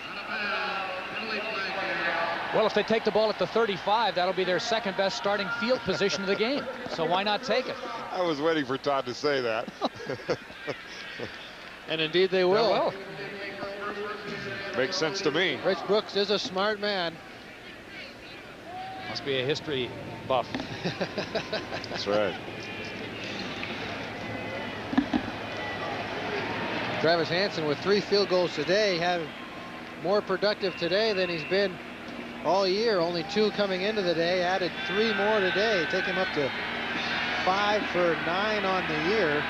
Huskies as a team. 1st and 10 now from the 35. Burwell goes in motion this time. Hurston is the quarterback. And Chico Fraley follows Burwell right back in, and we got a flag thrown on the pile. Well, we got a face mask. Another flag thrown towards the end of the play. Looks like it'll be on the Husky defense. A nice play by Chico Fraley. 3-yard loss. Now let's see what it... Flag is a face mask. Another penalty on that Husky defense.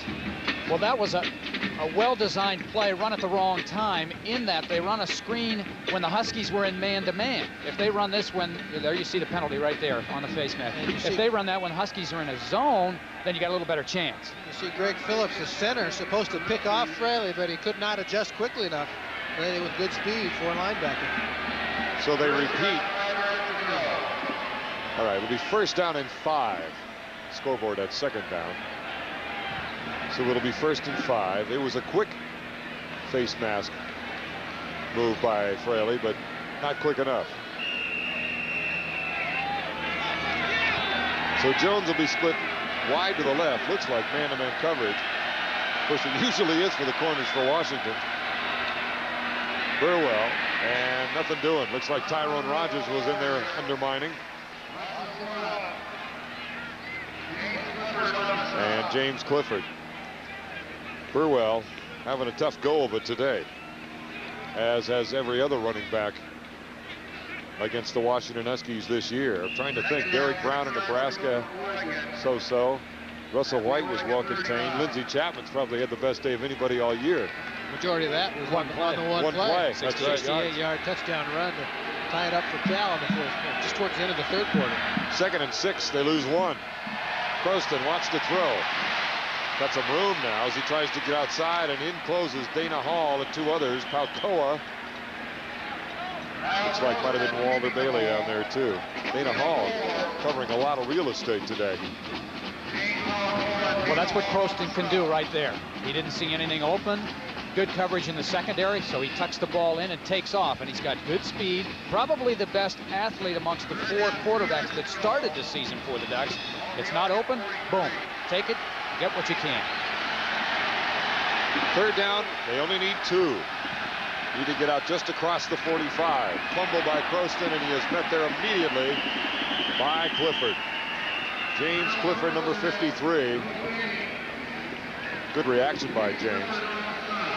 Again, you talk about that depth, Todd. Here's a guy that led the Pac-10 in tackles 2 years ago, and he's a backup to Dave Hoffman. He comes in the game against Toledo. The first series he comes into the game, the first 3 plays, 2 tackles, and a fumble recovery. That's right. There's Randy Hart. There is a man like, he feels like he's living in a candy store. He's the defensive line coach for the Huskies. 4th down, Thompson back to punt. See if Bean O'Brien can spring one.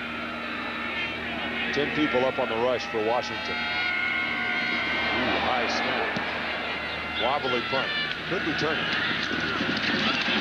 Trying to get to that ball. Oh, he's got a lot of white jerseys. Oh, the Cardinals sin. Gonna get around. No, he's not gonna make it. Number 4, Herman O'Barry, stayed with him. You could see what Bino was trying to do. You could also see that he wasn't going to be able to do it. It was also 1 step forward and 2 back. See out here, outside the 20-yard line, trying to make something happen. Herman O'Barry with good enough speed to not allow Bino get around the corner. Bino the angle on him, gets put into the back penalty, and you end up back on your own 6-yard line. That's a return of minus 17 yards. It's not good for Bino's nationally ranked punt return average, but it also helps that net punting average for Oregon. Matt Jones out of bounds on a play designed to get maybe 5 or 6. Once again, the Huskies backed up in their own end. We're just going to run the ball and try to get ourselves some room. Matt Jones not happy with just getting a little bit of room. Once again, the cutback that Darius Turner was so successful with last year, that Oregon pursuit all goes the other way. Matt Jones gets outside. Eric Castle drags him down from behind, and oh, do the Huskies have room to operate now. 35-yard run by Matt Jones. 1st and 10 now on the 48. Bino Bryant. And he is met by number 50, Salila Malapai. I'll get it right. Well, Jones is one of those guys, of course, that hails from the state of Oregon, so you know he enjoyed that run. From Central Catholic, was the state player of the year. And, that's right. You know, he doesn't get a chance to get many opportunities to play against Oregon. He wants to make the most of it today. Washington with a ways to go to get up to their average. A lot of time left. Hobart to Curtis Gaspard, spins around Muhammad Oliver. It'll be interesting to see if Bino Bryant responds to his misplay on a punt return as well as he did to his misplay on a punt return at Nebraska. Remember the fumbled punt on their own 2-yard line, setting up a Nebraska touchdown. This time, Bino with another mistake. Can he come back as well as he did in that game? They'll measure after the pass to Gaspard with 7:08 remaining in the 3rd quarter. 2nd down and 6 was the play. And the 1st down marker just outside the 43. That's where they are, and they have a 1st down. Total yards now 251 for Don James and the Huskies to 87 for Rich Brooks. Well, Oregon offensively is really disintegrated. They've gone each and every week less and less offense as the season has progressed. 1st and 10 now from the 43. 3 receivers left. There goes Bryant to the right. He'll be the only receiver other than the tight end. Colbert is going to his tight end. Aaron Pierce down to the 40-yard line. Gain of 3. There's Ed Cunningham, 79, the big center. One of the leaders on this team and a captain. James Batista on the tackle. Aaron's been quiet. No touchdown receptions this year. Had a good start against California, 2-3 receptions, but kind of quiet. Kind of ended up with 4 receptions last week in the California game. By far his most productive day of the season. That's his first catch here today. He's too good a weapon to not be a part of that Husky offense. But then Orlando McKay and Mario Bailey have been so successful on the outside. Hobart had to get rid of it. That's because O'Barry, again, it's O'Barry. He seems to be the man who's not fooled by anyone today. Well, he's a redshirt freshman, and he is going to be outstanding. In fact, in the preseason, he was pushing Daryl Smith for a starting spot there at the corner. And Herman O'Barry is a tough kid. He's not big, but he's strong. In fact, during one of the preseason drills, they were over at the practice field. He dove headfirst in one of those chain link fences to try for a ball and bounced right up. He's just a tough kid. Huskies 5 of 12 on third down conversions today. It's 3rd and 6. Hobart wanting to get a lot of yardage again. Goes to Aaron Pierce again for the first down. Defended by Eric Castle, the safety, and good for 10 yards. Boy, they picked up an extra yard just on the velocity of the ball when he caught it. Almost knocked him over. 3 consecutive throws to Aaron Pierce, 2 successfully. It's nice to have that arm strength there. You can see if that ball isn't thrown that hard, you've got the defenders who are able to close that gap. Aaron Pierce catches that ball as much out of protection out of a desire for the first down. He may have saved Eric Castle's life. He saved Tony Pirro, the equipment man. The Castles of pulling that football out of that face mask, too. 1st and 10. Dino Bryant, and down went a knee. Evidently, they didn't call it, but Terrell Edwards got him down. Yes, they did. Okay, the referee's back there. The line judge out along the line of scrimmage did not call it. On the far side of the field, who I was looking at. Uh-oh, Dino's hurt. See, limping on that right knee with the bandage on it. That's the knee that gave him trouble early in the season. And see, once again, penetration by the Oregon defense. Terrell Edwards in there to make a play right there. Bino puts a lot of pressure on that right knee. You don't think about it when you're in the ball game, but as soon as the play's over, you realize something's not quite right. Again, Edwards, number 49, just rolled right there. You put so much stress on that right knee. 2nd down and 16. Yeah, that had trouble written all over it.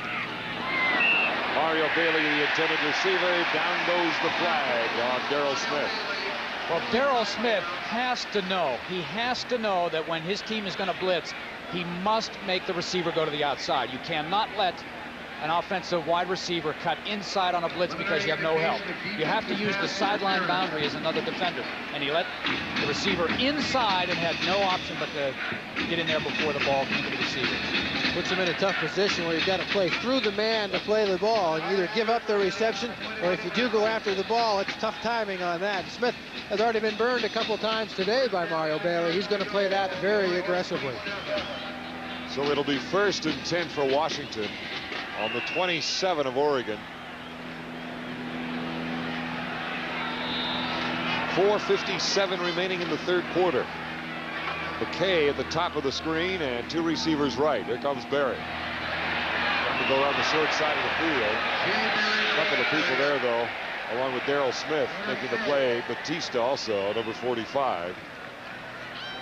3 of these defenders for Oregon have had interceptions for touchdowns. Watch Aaron Pierce, the tight end, number 84, trying to get outside to get some leverage on Edwards. He's able to get just enough to let Jay Barry get around the corner when it goes forehead to forehead with Daryl Smith. Gain of 6. Smith is the man who had a 94-yard return on an interception. That was for a touchdown, wasn't it, Todd? Yes, it was. New Mexico State. 2nd and 4. Barry trying to pound his way through. Jay Barry, the ball carrier. Looked like Gary Williams might have been involved in there.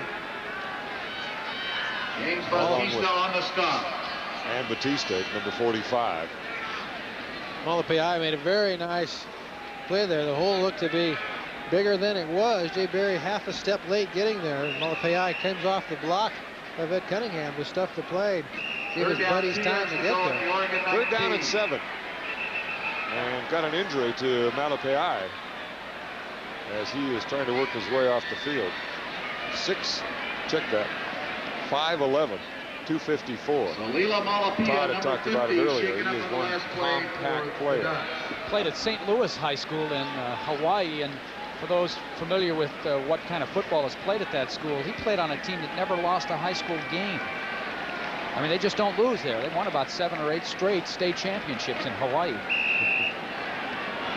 Third down and 2. Washington going with a double tight end formation. Leif Johnson, the man in motion. They go to Berry. Fighting his way. I don't know. For about 2 yards. You lose Malapai out of the middle of that Oregon defensive line, and Huskies try to take advantage of it. You're back to, in effect, your number 3 nose tackle, and they do not get the first down. Well, they have listed a man named Jerry Kent. Not to be confused with Clark Kent. But he's a tough kid, and he got good penetration there. And so for the second time today on 4th and short, the Huskies will go for it instead of trying a field goal. Well, at least they're not doing what Bruce Snyder did last week against Washington, going 4th and short from deep in their own territory with very little to gain. 4th and goal. Doesn't look like he made it. Lost a yard. Terrell Edwards with a great play in the Husky backfield. Give a lot of credit to that Oregon defense. Once again, they make some big plays when they have to. Well, and let's not forget, Oregon plays great physical football. Not the biggest team in the world, but they do have some speed and quickness. Not quite like the Huskies, obviously, but they do have speed and quickness, and they'll stunt and twist and do a lot of things to try to disrupt those blocking schemes.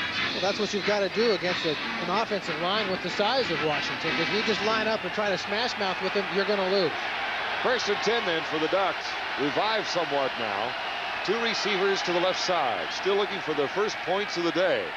Sean Burwell with one of his better runs of the day. Good for about 8 yards. They gave him 8. Shane Palcoa in there, number 21, the man out of Marysville Pilchuck High School. Burwell showing some of that acceleration. Well, this is the longest running day by a running back for Oregon. Burwell, 8 yards, now has 23 yards on 15 carries. Tough afternoon. Only a total of 38 for the whole Oregon team on the day. He's not alone, though. 2nd down and 2. Again, 2 receivers left. They go with Shedrick. Got the first down. He's up near the 30-yard line. Palcoa again involved on the play. Shane has been a busy guy. Here's what Todd had talked about earlier as far as yards. Offensively, the first 2 games, they averaged 454.5 yards. And then in the last 4 games, it's just kind of gone downhill. They haven't been able to put things together. And they've only averaged about 270 yards per game. And they're not getting the ball in the end zone either. Only 6 touchdowns in the last 4 weeks. 1st and 10. Wide receiver moved. Yep. Ronnie Harris on the top of your screen. And they were set too long before they could get away with any kind of man in motion. Malapai still being attended to. Coach, on the offense. But as far as that yardage, does that coincide with the injuries, like the defense, or what? Well, obviously O'Neill was, off to a pretty good start this year. He threw 4 touchdown passes against Texas Tech, tying a school record. And then against Utah, they just couldn't get things going. Utah's pressure defense, you hear that in basketball, but pressure defense, and the teams they've seen since then have used that pressure defense to slow them down. 1st and 15 after the encroachment. Better hurry. Jeff Thomason wide open. He'd still be running if he'd have made the catch. Washington rolling the dice on that one, sending everybody but the equipment manager. And Croston had it. He had his man. Well, you talk about execution. It's back to the old Tex Winter line. Asked him about his team's execution. He said, well, we'll consider that on Monday. But here's a situation where you've done everything right except throw and catch. Yeah. You go back to our game keys at the beginning of the game. Oregon has got to take advantage of those big play opportunities on offense. There was one there that was not taken advantage of. 2nd down and 15. The shift defensively. 8 men up. Wanting to throw to Jones. And he was a forward pass. Not a fumble. Washington not a team that you want to try to get healthy offensively against. The #1 defense against the run in the country, #3 against the pass, #2 overall, only giving up an average of 200 239 points or 239 yards a game. And they may move to number 1 because they were only 2 behind Clemson, 2 yards per game behind Clemson. And with their performance today, that's certainly going to help that overall average. Obviously, some time to go. But Washington number 1 before the Cal game drops to 2. At this pace, they'll certainly move back up. Oregon needs 15 yards. It's 3rd down. And 3 receivers to the left. Croston comes to Marco Farr. Donald Jones throwing it up for grabs. Tommy Smith, interception. And he is tackled by Brian Brown. Flag down. And it's in the backfield. Little late hit on the quarterback, maybe, Todd? I don't know if it was that or not, but that's a situation where he can't throw that ball where he threw it. Contrast that to the way Musgrave played in the first half, the point that we were making. Never throw the ball late, back deep, over the middle. There's just too many people in there. The ball's in the air too long. You've got athletes like Tommy Smith. Something bad is going to happen if you're a quarterback. Looked like a late hit maybe on Croston as he got rid of the ball, because that's where the flag was thrown. And it'll negate that interception. Well, it must have been late because it wasn't even in the picture. The replay was running. Don James will be awake tonight thinking about some of these late hits and 15-yard penalties. You're going to get a reminder during the week, I would think, from Don James. If you're a Husky player, one thing he will not tolerate is mistakes like that. Well, one of the things that he has based his program on is discipline. And penalties like that are undisciplined plays, and he won't stand for that. Yeah, they'll look at the film first, then he'll make his decision. 1st and 10. Look at that, 85 yards. Ball all the way up to the 41-yard line now as Burwell is met. Kabang, right on the line of scrimmage. Rogers, Jaime Fields, some of the heavy hitters on this team met Burwell. DeMarco Farr. 2nd and 10. Oregon now will go with 4 wide receivers. They will take out a tight end, Jeff Thomason, and the fullback, Juan Shedrick. Now try to spread the defense and try to find a gap in there somewhere. Huskies have given up a total of 2 touchdowns in the second half all season. One of them was last week against California. 2nd and 10, back on the 41 of Oregon.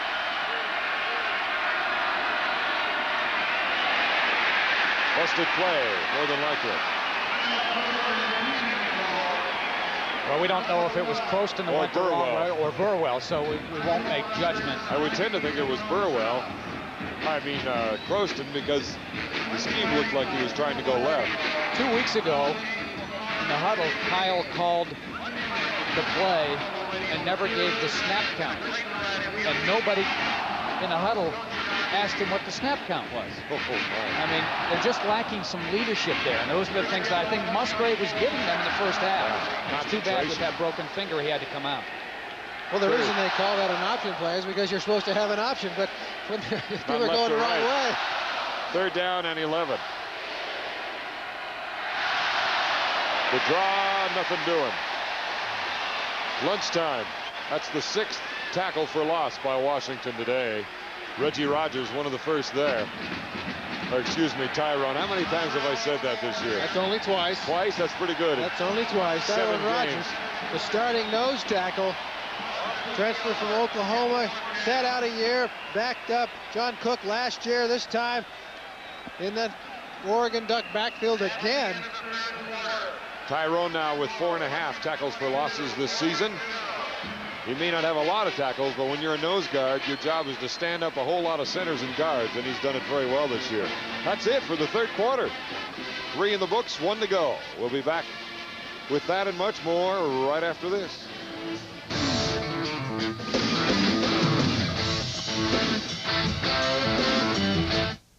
The punt. Tommy Thompson, we said coming into this game, averaging almost 39 yards per. As we start the 4th quarter, Washington leading 22-0. So far, a field goal of 33 yards by Washington has been it in the second half. Pretty good boot. Napoleon Kaufman back to receive and returns it up to the 34-yard line. They want to get him in more and more as a kickoff and punt returner eventually. Right now it belongs to Vino Bryant. This program is authorized under television rights granted by the University of Washington. Any publication, reproduction, rebroadcast, or other use of the pictures, descriptions, and accounts of this game without the express written consent of Prime Sports Northwest is prohibited. As you see, no one has scored on Washington in the fourth quarter. And it's 22-zip right now. 1st and 10. Jay Barry still in the game. Hobart still in the game. Huskies as they lay it off to McKay at the 40. Should have the first down up near the 45-yard line. Gain of 11 yards by McKay. The crossing route, good throw by Billy Joe Hobart. Orlando McKay full stride. 11.9 is what he averages per catch. Picks up 11 right here for another first down. Again, Husky receivers improved dramatically coming across the middle. Andy Connor, the tackle, and Farwell in there to seal off the deal. Now 1st and 10. 3 receivers going to McKay and Muhammad Oliver all over McKay. Good defense by Oliver. Terrell Edwards all over Billy Joe Hobart. Billy Joe throwing it on the back pedal. Well, again, I go back to the schemes going in. Oregon knew they were shorthanded in terms of personnel, so you got to come up with ideas like this. You see Edwards coming in from the right of your screen. Let's put pressure on those guys. Let's not sit back and let them beat us. Yeah. Let's at least give it a try. If anybody knows how to defend against the Keith Gilbertson offense, it's going to be Denny Schuler, who grew up with it. They made the thing up together. That's right. 2nd down and 10. Hobart wanting to go deep. Scott McKay. First down at the Oregon 42-yard line. Oliver and number 7, Cota, defending. McKay was fighting that hip pointer the week before the Cal game, 2 weeks before the Cal game. Well, and when Oregon comes to town, he gets real excited. 2 years ago, he had 2 catches and a touchdown. Last year, he only had 1 catch for 45 yards and a touchdown. So he gets real pumped up to play against the Ducks. So it's 1st and 10. Washington starting this drive at the very beginning of the quarter. Play action. Again, McKay gets around his man. Eric Castle can't bring him down. Cota took a shot at him, and Oliver was able to come back and make the play. Boy, some nifty running and moves by McKay after the reception of 17 yards. Just go down the DB roster for Oregon. Those are the guys that had shots at Orlando McKay on this play. It's the Orlando McKay show here in the fourth quarter so far. You see first Oliver gets a look at him, then Cota and Castle and Williams get a shot at him. And then Oliver gets a second chance and makes this one good. 1st and 10, one more time. McKay this time to the left and Bailey to the right. Setting up the screen for Barry. He's down to the 20-yard line where Farwell meets him.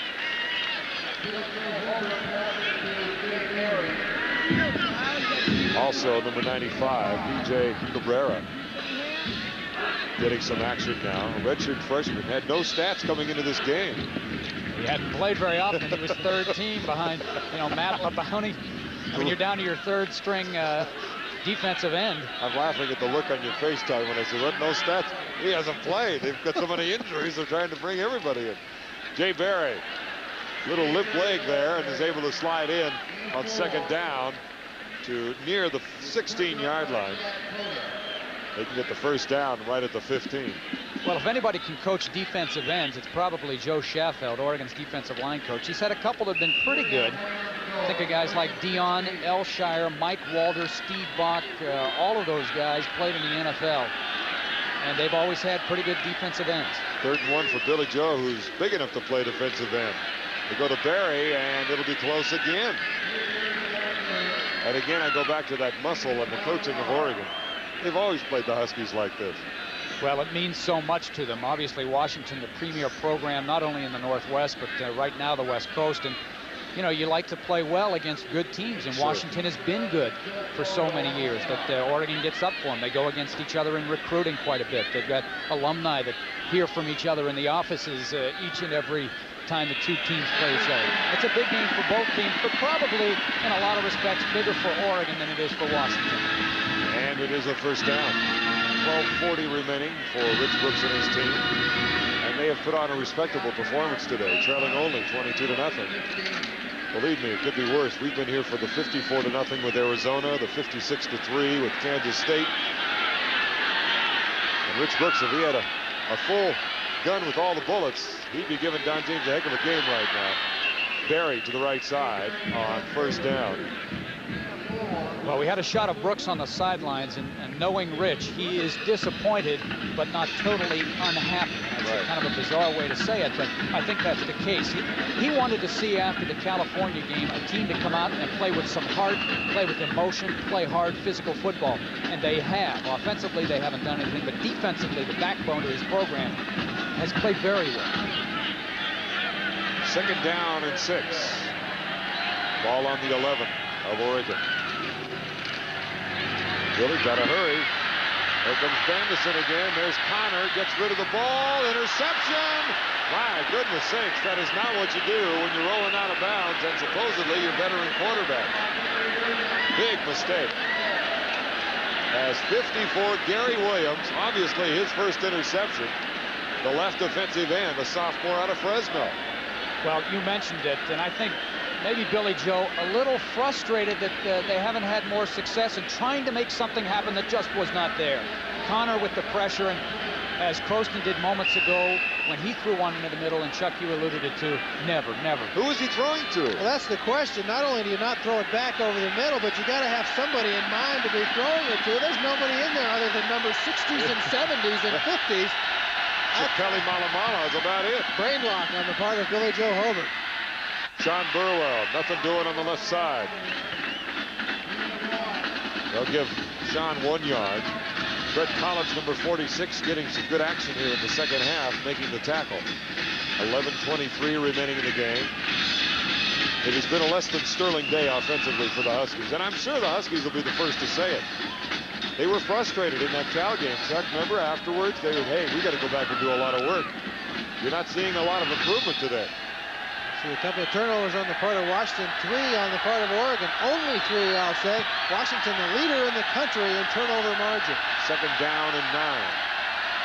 Here comes the pressure. Tommy Smith, they get the pass away anyway to the tight end, Jeff Thomason. He had 14 coming in. He's averaging about 15 yards per catch, so he's one of the deeper threats, tell you the truth. He's not running a long ways with it, but I mean... Well, he has good size. He has great hands. Recruited by SC as a swimmer. So, whatever that means. That's why he's got great hands. He decided not to go to SC on a swimming scholarship because he said he went up there and watched one of their practices, and they practiced for about 7 hours. He said, that's too long. Third down and 5. Monty Harris to the left side. Croston needs help. Lays it off. Ooh, found Brian Brown somehow between Brett Collins and Walter Bailey. 3-yard gain after all of that. Well, that's a lot of work for 3 yards. There's got to be a line about Thomas and something about his swimming and going up to be a duck, but I'm not going to, I don't know how to connect it, but there's a joke there somewhere. Croston, good presence of mind. Again, throws it late back to the middle. This time gets away with it. Brown wishes he hadn't. Big pile on Mr. Brown this time. It'll be 4th down. Napoleon Kaufman back to receive Thompson's punt with 9:33 remaining in the game. Huskies still shifting around defensively. The rush was on. Kaufman from the 30. Casually stepped away from the first defender. Did you notice that?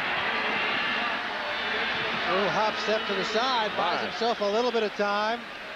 First man down there was the snapper, Willie Tate, a reserve tight end, but he just stepped around him like he wasn't there. Supposed to come down under control as a tackler. Impossible with Kaufman. We'll be back.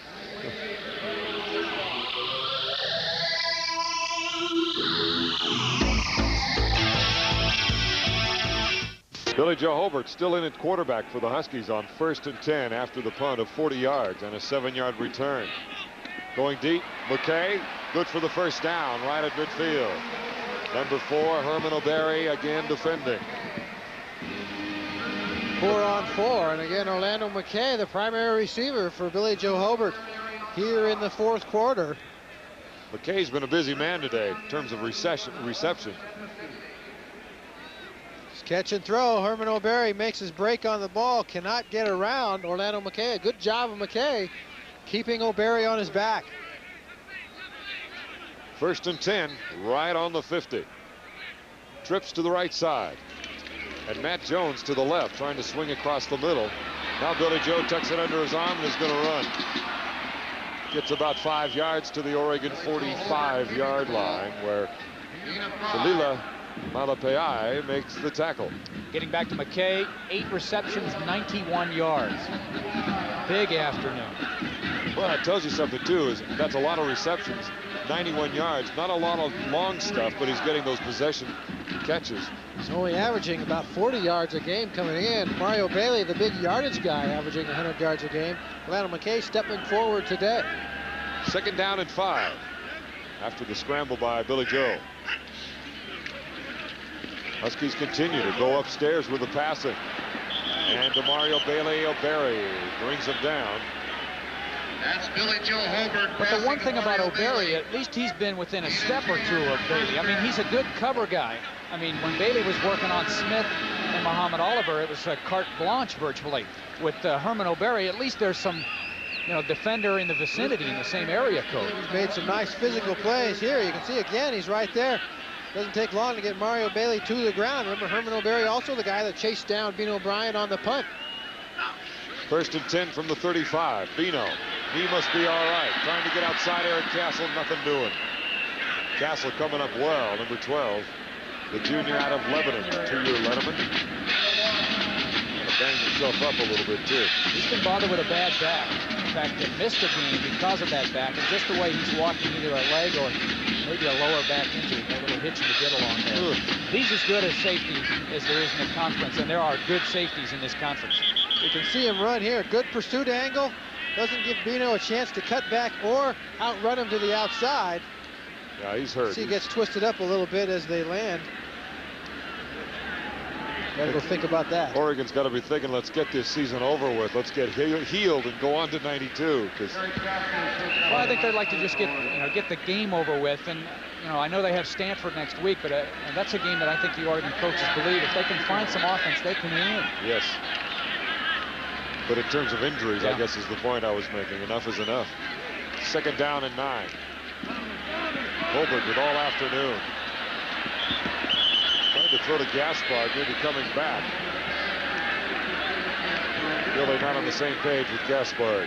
Well, he wanted to go to Bailey down the middle, but Oregon switched up its defense and kind of let Bailey go from one safety to the next safety, so he was covered.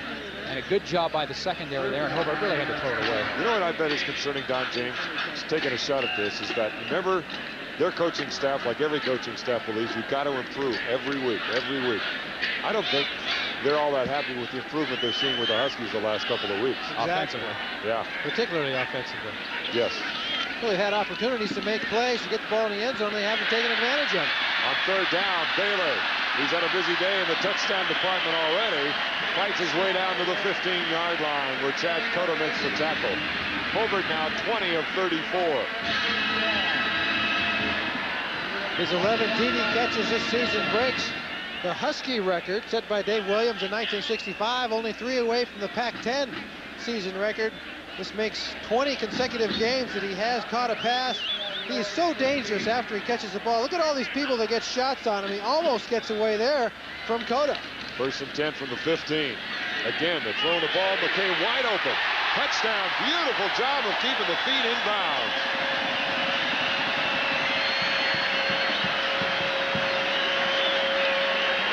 That's his 3rd touchdown catch of the season on the 15-yard play. Orlando McKay, and the Huskies extended a little closer to that point spread. The line that was predicted. Once again, the Huskies have great success with what they call the post corner route. You see nobody even in the picture as Orlando McKay catches the touchdown. Muhammad Oliver hanging around the inside, bit on the post part of the post corner move. Hanson's extra point is good. And there is 6:20 remaining in the ball game, and the Huskies extend the lead 29-0 on McKay's 3rd TD catch of the season. He's got a ways to go, though, to catch up with Mario Bailey, who's at 11. Be right back.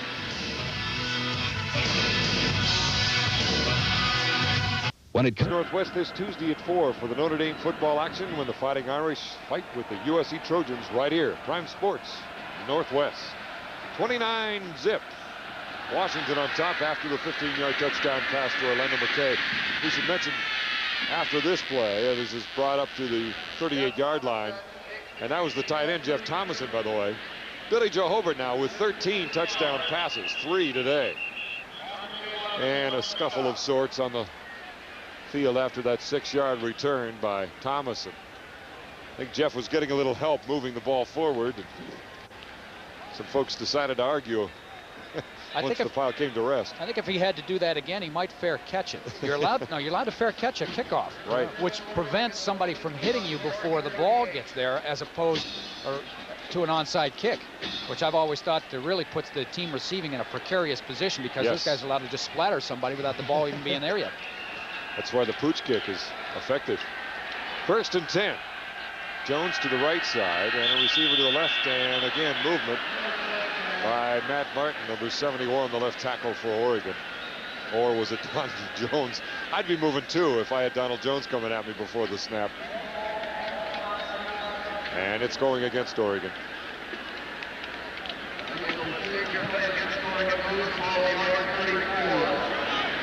Husky touchdown, their first since early in the second quarter. See Joe Farwell here, not too happy about the way things are going today. That was probably Brett Collins over there instead of Donald Jones putting the heat on Martin. The rollout. Proston. Interception. Washington. Looking for Ronnie Harris. Was it William Doctor, number 10? The wait and see. Oh, Lewis Jones. Lewis Jones came up with it. His first. In fact, his first in his career. The redshirt freshman comes up with his first interception. Croston trying to make something happen that isn't there. You can see the kind of little delay route. If you ever saw Jones trying to get the ball to Ronnie Harris, Jones just hanging back there, makes the interception, the first of his Husky career. Mark Brunell into the ball game at quarterback, and a nice round of applause for him as he came in. So it's 1st and 10, and Brunell goes to Kaufman. Round of applause partly for him too as Kaufman comes in. He's become a crowd favorite, Todd. Oh, pure freshman. He's electrifying. Yes. You know, he's got that great speed and quickness. Might be the fastest of the tailbacks. I guess Dino doesn't want to actually race him in a 40-yard time to dash. But he's a tremendous athlete, and he's going to be a big part of this program for years to come. Now, Beto Bryant and Kaufman in the backfield at the same time. I'm still waiting for that one. See a lot of backups in there for Washington. David Mack in at wide receiver. It's offensive lineman, the first 2 teams virtually on the sidelines for the Huskies. And we got movement on an offensive lineman. Number 62 for Todd Bridge. Washington. A little Todd too anxious. Bridge. His chance to get on the field. Had good technique, though. Strong side tackle. 10 penalties for 90 yards on the Huskies today. Well, what's it say about David Reiner says, what are you doing? What are you doing? Put your helmet on straight or what? Shake him loose. 2nd down and 13. Down to 5:25 remaining in the game. What a change a year makes. Mark Brunell was second leading rusher on this Husky team at this stage last year and had a great game against Oregon. What an injury can do to you. Kaufman, a lot of room. Well, we've seen that happen too. Gets so excited. And now flags go down. Kaufman lost his footing. We'll see what the flag's all about. And I think somebody lost their composure. Gonna have a late hit on Frank Garcia. If we can get another look at it, you'll get a chance. We can look at the timing of it. Garcia trying to get downfield and make a block. Number 65. Is the block thrown after he's down? There you see Napoleon down, and Garcia. Oh, gee. Not only is it a personal foul, it's a clip. Would have been a clip. Barely got his head in front of him. These guys get pretty excited, those offensive linemen, when they get a chance to get downfield and throw some blows, but yeah, so what? You got to tuck that excitement in your back pocket. Yeah, you got it. That's hard to excuse. 12 penalties? That's 11, I believe. 11. They're almost they're over the century mark now. Beginning to feel like the Oakland Raiders of old. Yeah, 11 penalties, 105. 105 yards. We got the Miami Hurricanes dressed in purple here today. 3rd and 27. Hoffman, got through somehow all the way up to midfield. 10 yards short of a first down, but an electrifying play nonetheless of 17 yards. I don't know how he got through that seam. I don't know how he did either. Just a little dump off to Napoleon Kaufman. Kind of guy you just want to get the ball in his hands and stand back and watch. How does he get through this? Great speed. Yes. Ron Hardy missed an arm tackle, but that great acceleration. That's what coaches look for. Acceleration, the ability to burst at the right time. Well, he certainly gets into a pile and gets out the other side. He's not a guy that gets in there and dances around. He got 17 of a needed 27, so they will have to punt again, that being Washington, and Brian Brown waits back on his own 10.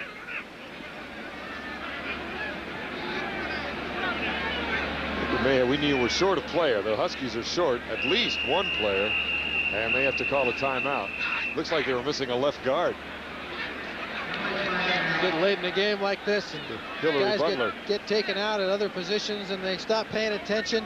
Don James won't be happy with that either. Nothing drives a coach crazier than when you've got special teams play with not enough guys. You're running people on the field later. You're pulling people off because you've got too many. It just shows you that your players aren't thinking.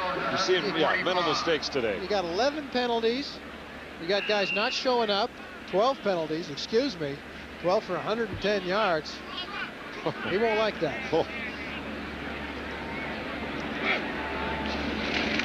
Nice snap, and it's blocked by Cota. And he could go all the way if he can get around the punter. And is finally brought down. Nice play by Jay Barry and John Wardell, but Muhammad Oliver makes the block of the punt. You get a look at just how important the snap is. Not only does it have to be low, but it's got to be on target. The snap from Bruce Bailey took John Wardell right over into the rush of Muhammad Oliver. Chad Cota getting his pulse taken, making sure he's okay. And keep in mind how long it's been since anybody's started from the line of scrimmage inside the Washington 20. Oregon's only 6 yards away. 1st and 10. Burwell. He could score if he keeps his feet. He does a touchdown, Oregon. First touchdown all year that the Huskies have given up in the 4th quarter. Direct result of special teams play by the Oregon Ducks. Burwell with a great run to get it into the end zone for the Ducks' first points of the day. And again, several reserves for Washington, but still, that is the first touchdown of the year given up in the final 15 minutes. 25-yard run by Burwell. Well, you can see not only the elusivity he has, but the burst that he has, too. He just hasn't had many holes today. And he finally got one, and boom, he's gone. Did a nice job of keeping his feet, too. Very well blocked. Again, the burst between DeMarco Farr and Tanaka Smith. Then you see the heart of Sean Burwell not going to get stopped before he gets into the yellow paint. Greg McCallum finally gets on the field, and his extra point is good. And so that quickly, a block punt and a 25-yard run by Sean Burwell with some good blocking by the folks up front. And the Oregon Ducks are on the board.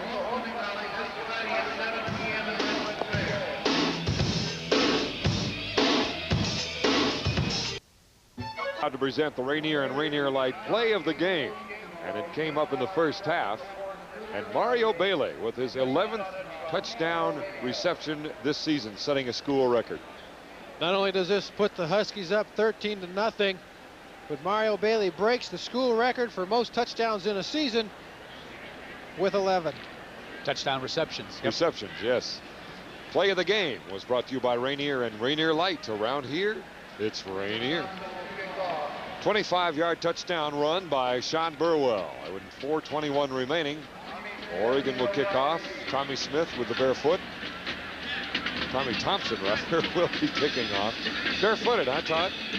That's full darn cold, but he's always done that. Of course, he punts. So now he punts with he the wears, shoe on. wears a shoe. That's right. When he kicks off, he feels he does a better job with the shoe on. Guys like him that start those kicker jokes going around. Tommy Smith from the 15. Ooh, going outside. stiff arms one man and is finally knocked out of bounds at the 29 by Muhammad Oliver. Bailey now 7 receptions for 107 yards and 2 TDs. Smith's return was good for 14 yards. No Husky touchdowns on the ground today. All through the air. 3 touchdown passes by Billy Joe Hobart. Spent a lot of time going upstairs today. Well, they couldn't run the ball consistently. They probably averaged under 3 yards or around 3 yards a carry. 137 yards rushing, 274 passing. Joe Farwell. When it comes to heart, I think he has the biggest on that Oregon team. Darius Turner on first down. Farwell may only weigh 200, but most of that weight might be in the heart. He just played his heart out today, played so well, and yet comes up on the short end of the scoreboard. Always been a fan of his. Anyone that can play at that size, inside linebacker, really a credit to his ability.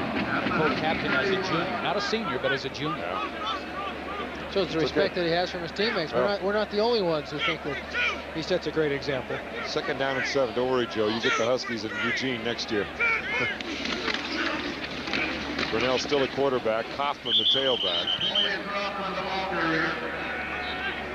Well, if you tried to put it in a nutshell, this would be about it. Oregon with 129 total yards. They do have one thing to brag about, and that's that touchdown in the 4th quarter. Huskies Hobart with 3 touchdown passes today, 2 to Bailey, 1 to McKay. And the penalties will be one of the first things that Don James talks about. Well, maybe the best thing out of this besides a victory for Washington is they got Travis Hansen in track. Yes, very much so. 3 field goals today for Travis. 3rd down and 4.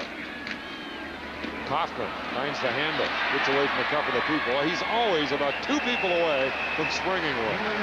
Chad Cota, one of the people in on the tackle. He sure makes you hold your breath when you get the ball to him. He got the first down up to the 40-yard line.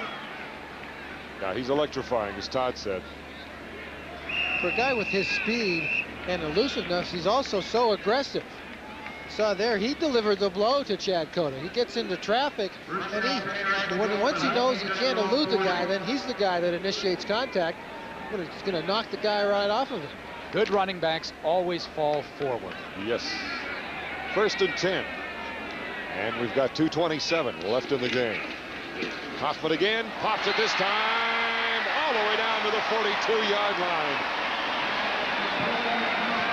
And not to take anything away from him, but he's also coming into a situation in most of the games where a lot of folks are a little tired too. He's fresh and he's got that burst, boom, he's gone right through David Massey, 17-yard gain. Ed Cabs makes the tackle after, 17-yard gain. And you're right, fresh legs make such a difference. Be kind of fun to see him get the ball 15 or 20 times a game, though. Yeah. See what could happen. You might have a couple of big plays both ways, but you're gonna have fun looking at it. It'll be fun either direction. 1st and 10. Here we go again. Trying to go outside, then cuts back in. Well, he made a lot of something out of virtually nothing. Got 5 yards on a play that was jammed at the line of scrimmage. It made a good decision for the freshman there, too. At a point there, you thought he was going to try to go all the way back across the field and outrun some people. But he made a decision not to do it. Gets into traffic here. Tries to get outside. No, I guess not. That was a good move. Yes. There comes a point when you're a running back where you have to say, hey, I'm not going to break this for a touchdown. I'm going to tuck my head down. I'm going to get what I can get. I'll let Greg Lewis line up again. Lewis was so good at that. He could go for the big one, or he could muscle with the best of them. 2nd and 5. Darius Turner busted loose down to the 20-yard line. Eugene Jackson, the left cornerback, one of the first to get to it. Turner getting some good work. 18 yards, his longest run of the year by far. Only 4 yards coming into the game was his longest run of the year. You can see the Washington running backs getting through the line of scrimmage fairly cleanly here. Kaufman the last couple of plays. This time Darius Turner again. And he knows how to put 2 arms around the football. 1st and 10 on the 20-yard line. Huskies trying to put more up on the board with 49 seconds remaining. Toss sweep. Kaufman. He still got more than I expected him to get. Down to the 16.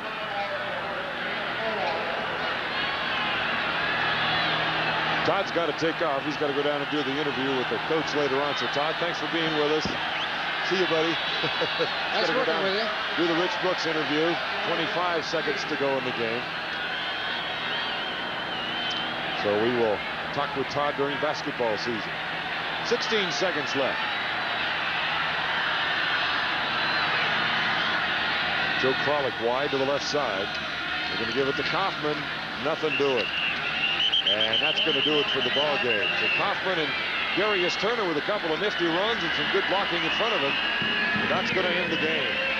Don James goes 12-3 against Rich Brooks in their series between the two of them, as the Huskies come up with a victory 29-7. Next year we head south to play in Eugene. Two of the longest in terms of tenure coaches in the Pac-10. 15th year for Rich Brooks and 17th for Don James. Huskies 7-0 overall, 4-0 in conference play. Oregon goes to 3-4, 1-3 in Pac-10 play. Back in a moment.